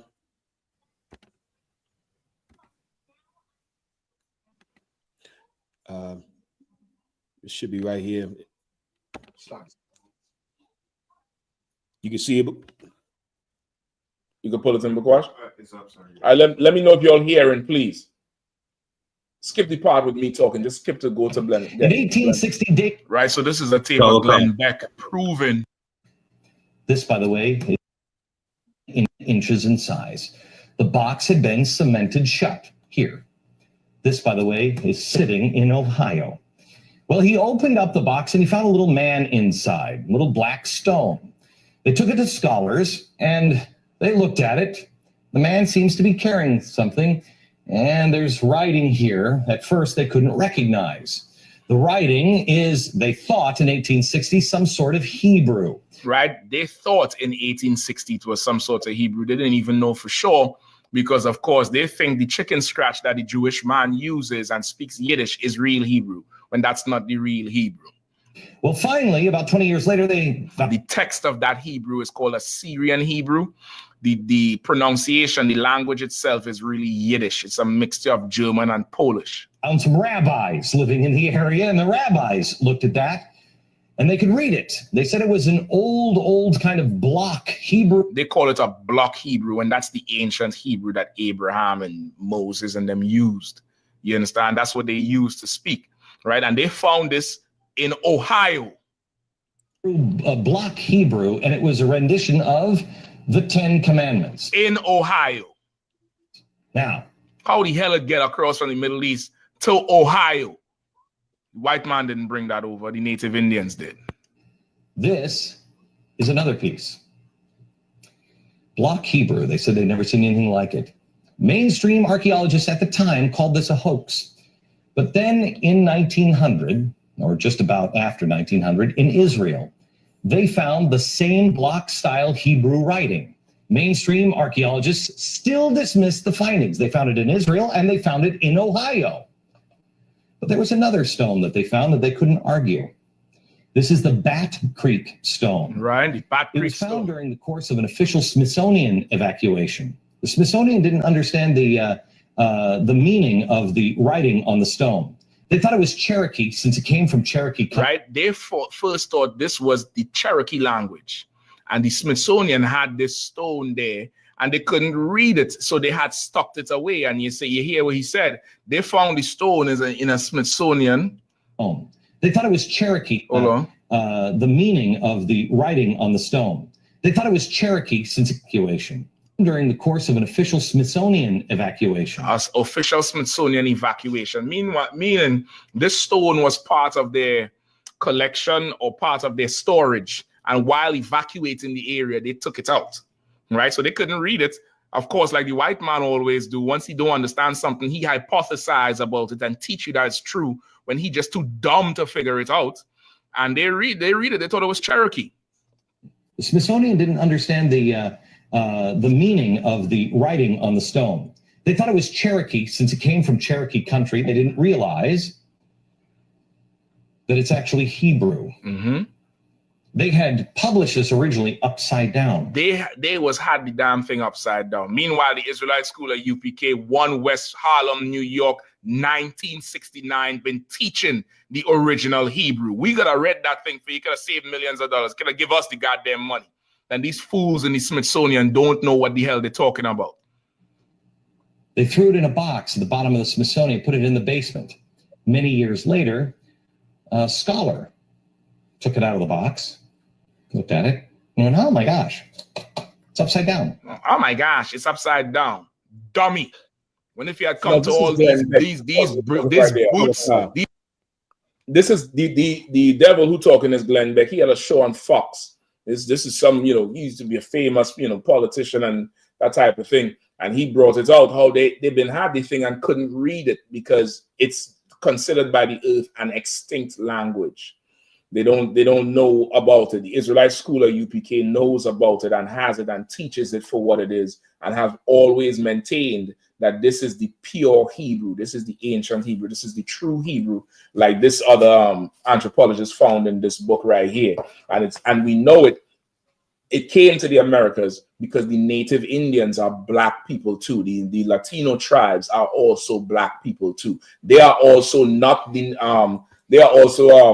the Negroes who Ham is not the father of. There are also those Negroes who, are not African. We the 12 tribes of Israel. All right. So Laki on the time, I just wanted to get that in for you. With that, I pass the class over to priest and officer Shapat. Just put the time. And y'all could go ahead and move. Let's forego those announcements. All right. Go ahead. I Madiam. I might give a courtesy salute to the teacher, man of Israel. Mount Shabbat.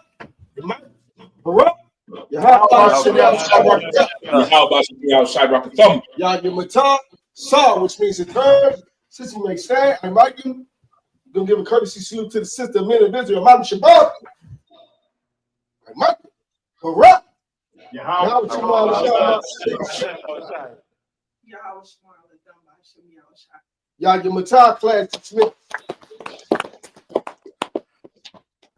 Welcome to Atlanta.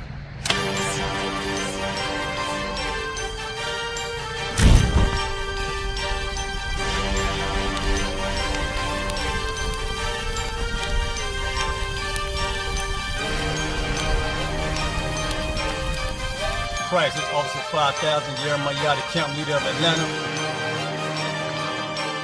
Passover 2025, starting April the 9th, we got the lamb slaughter.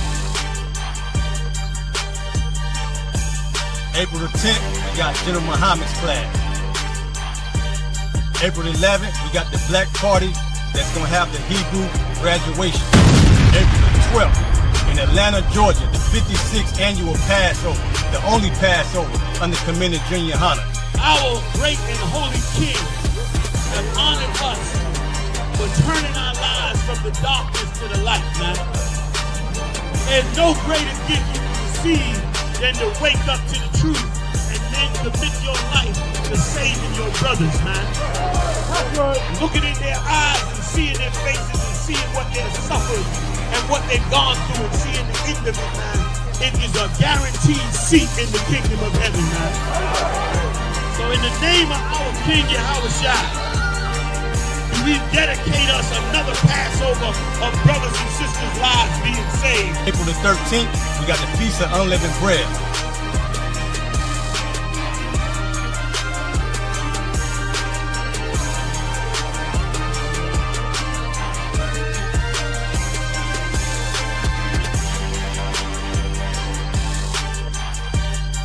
Shalom.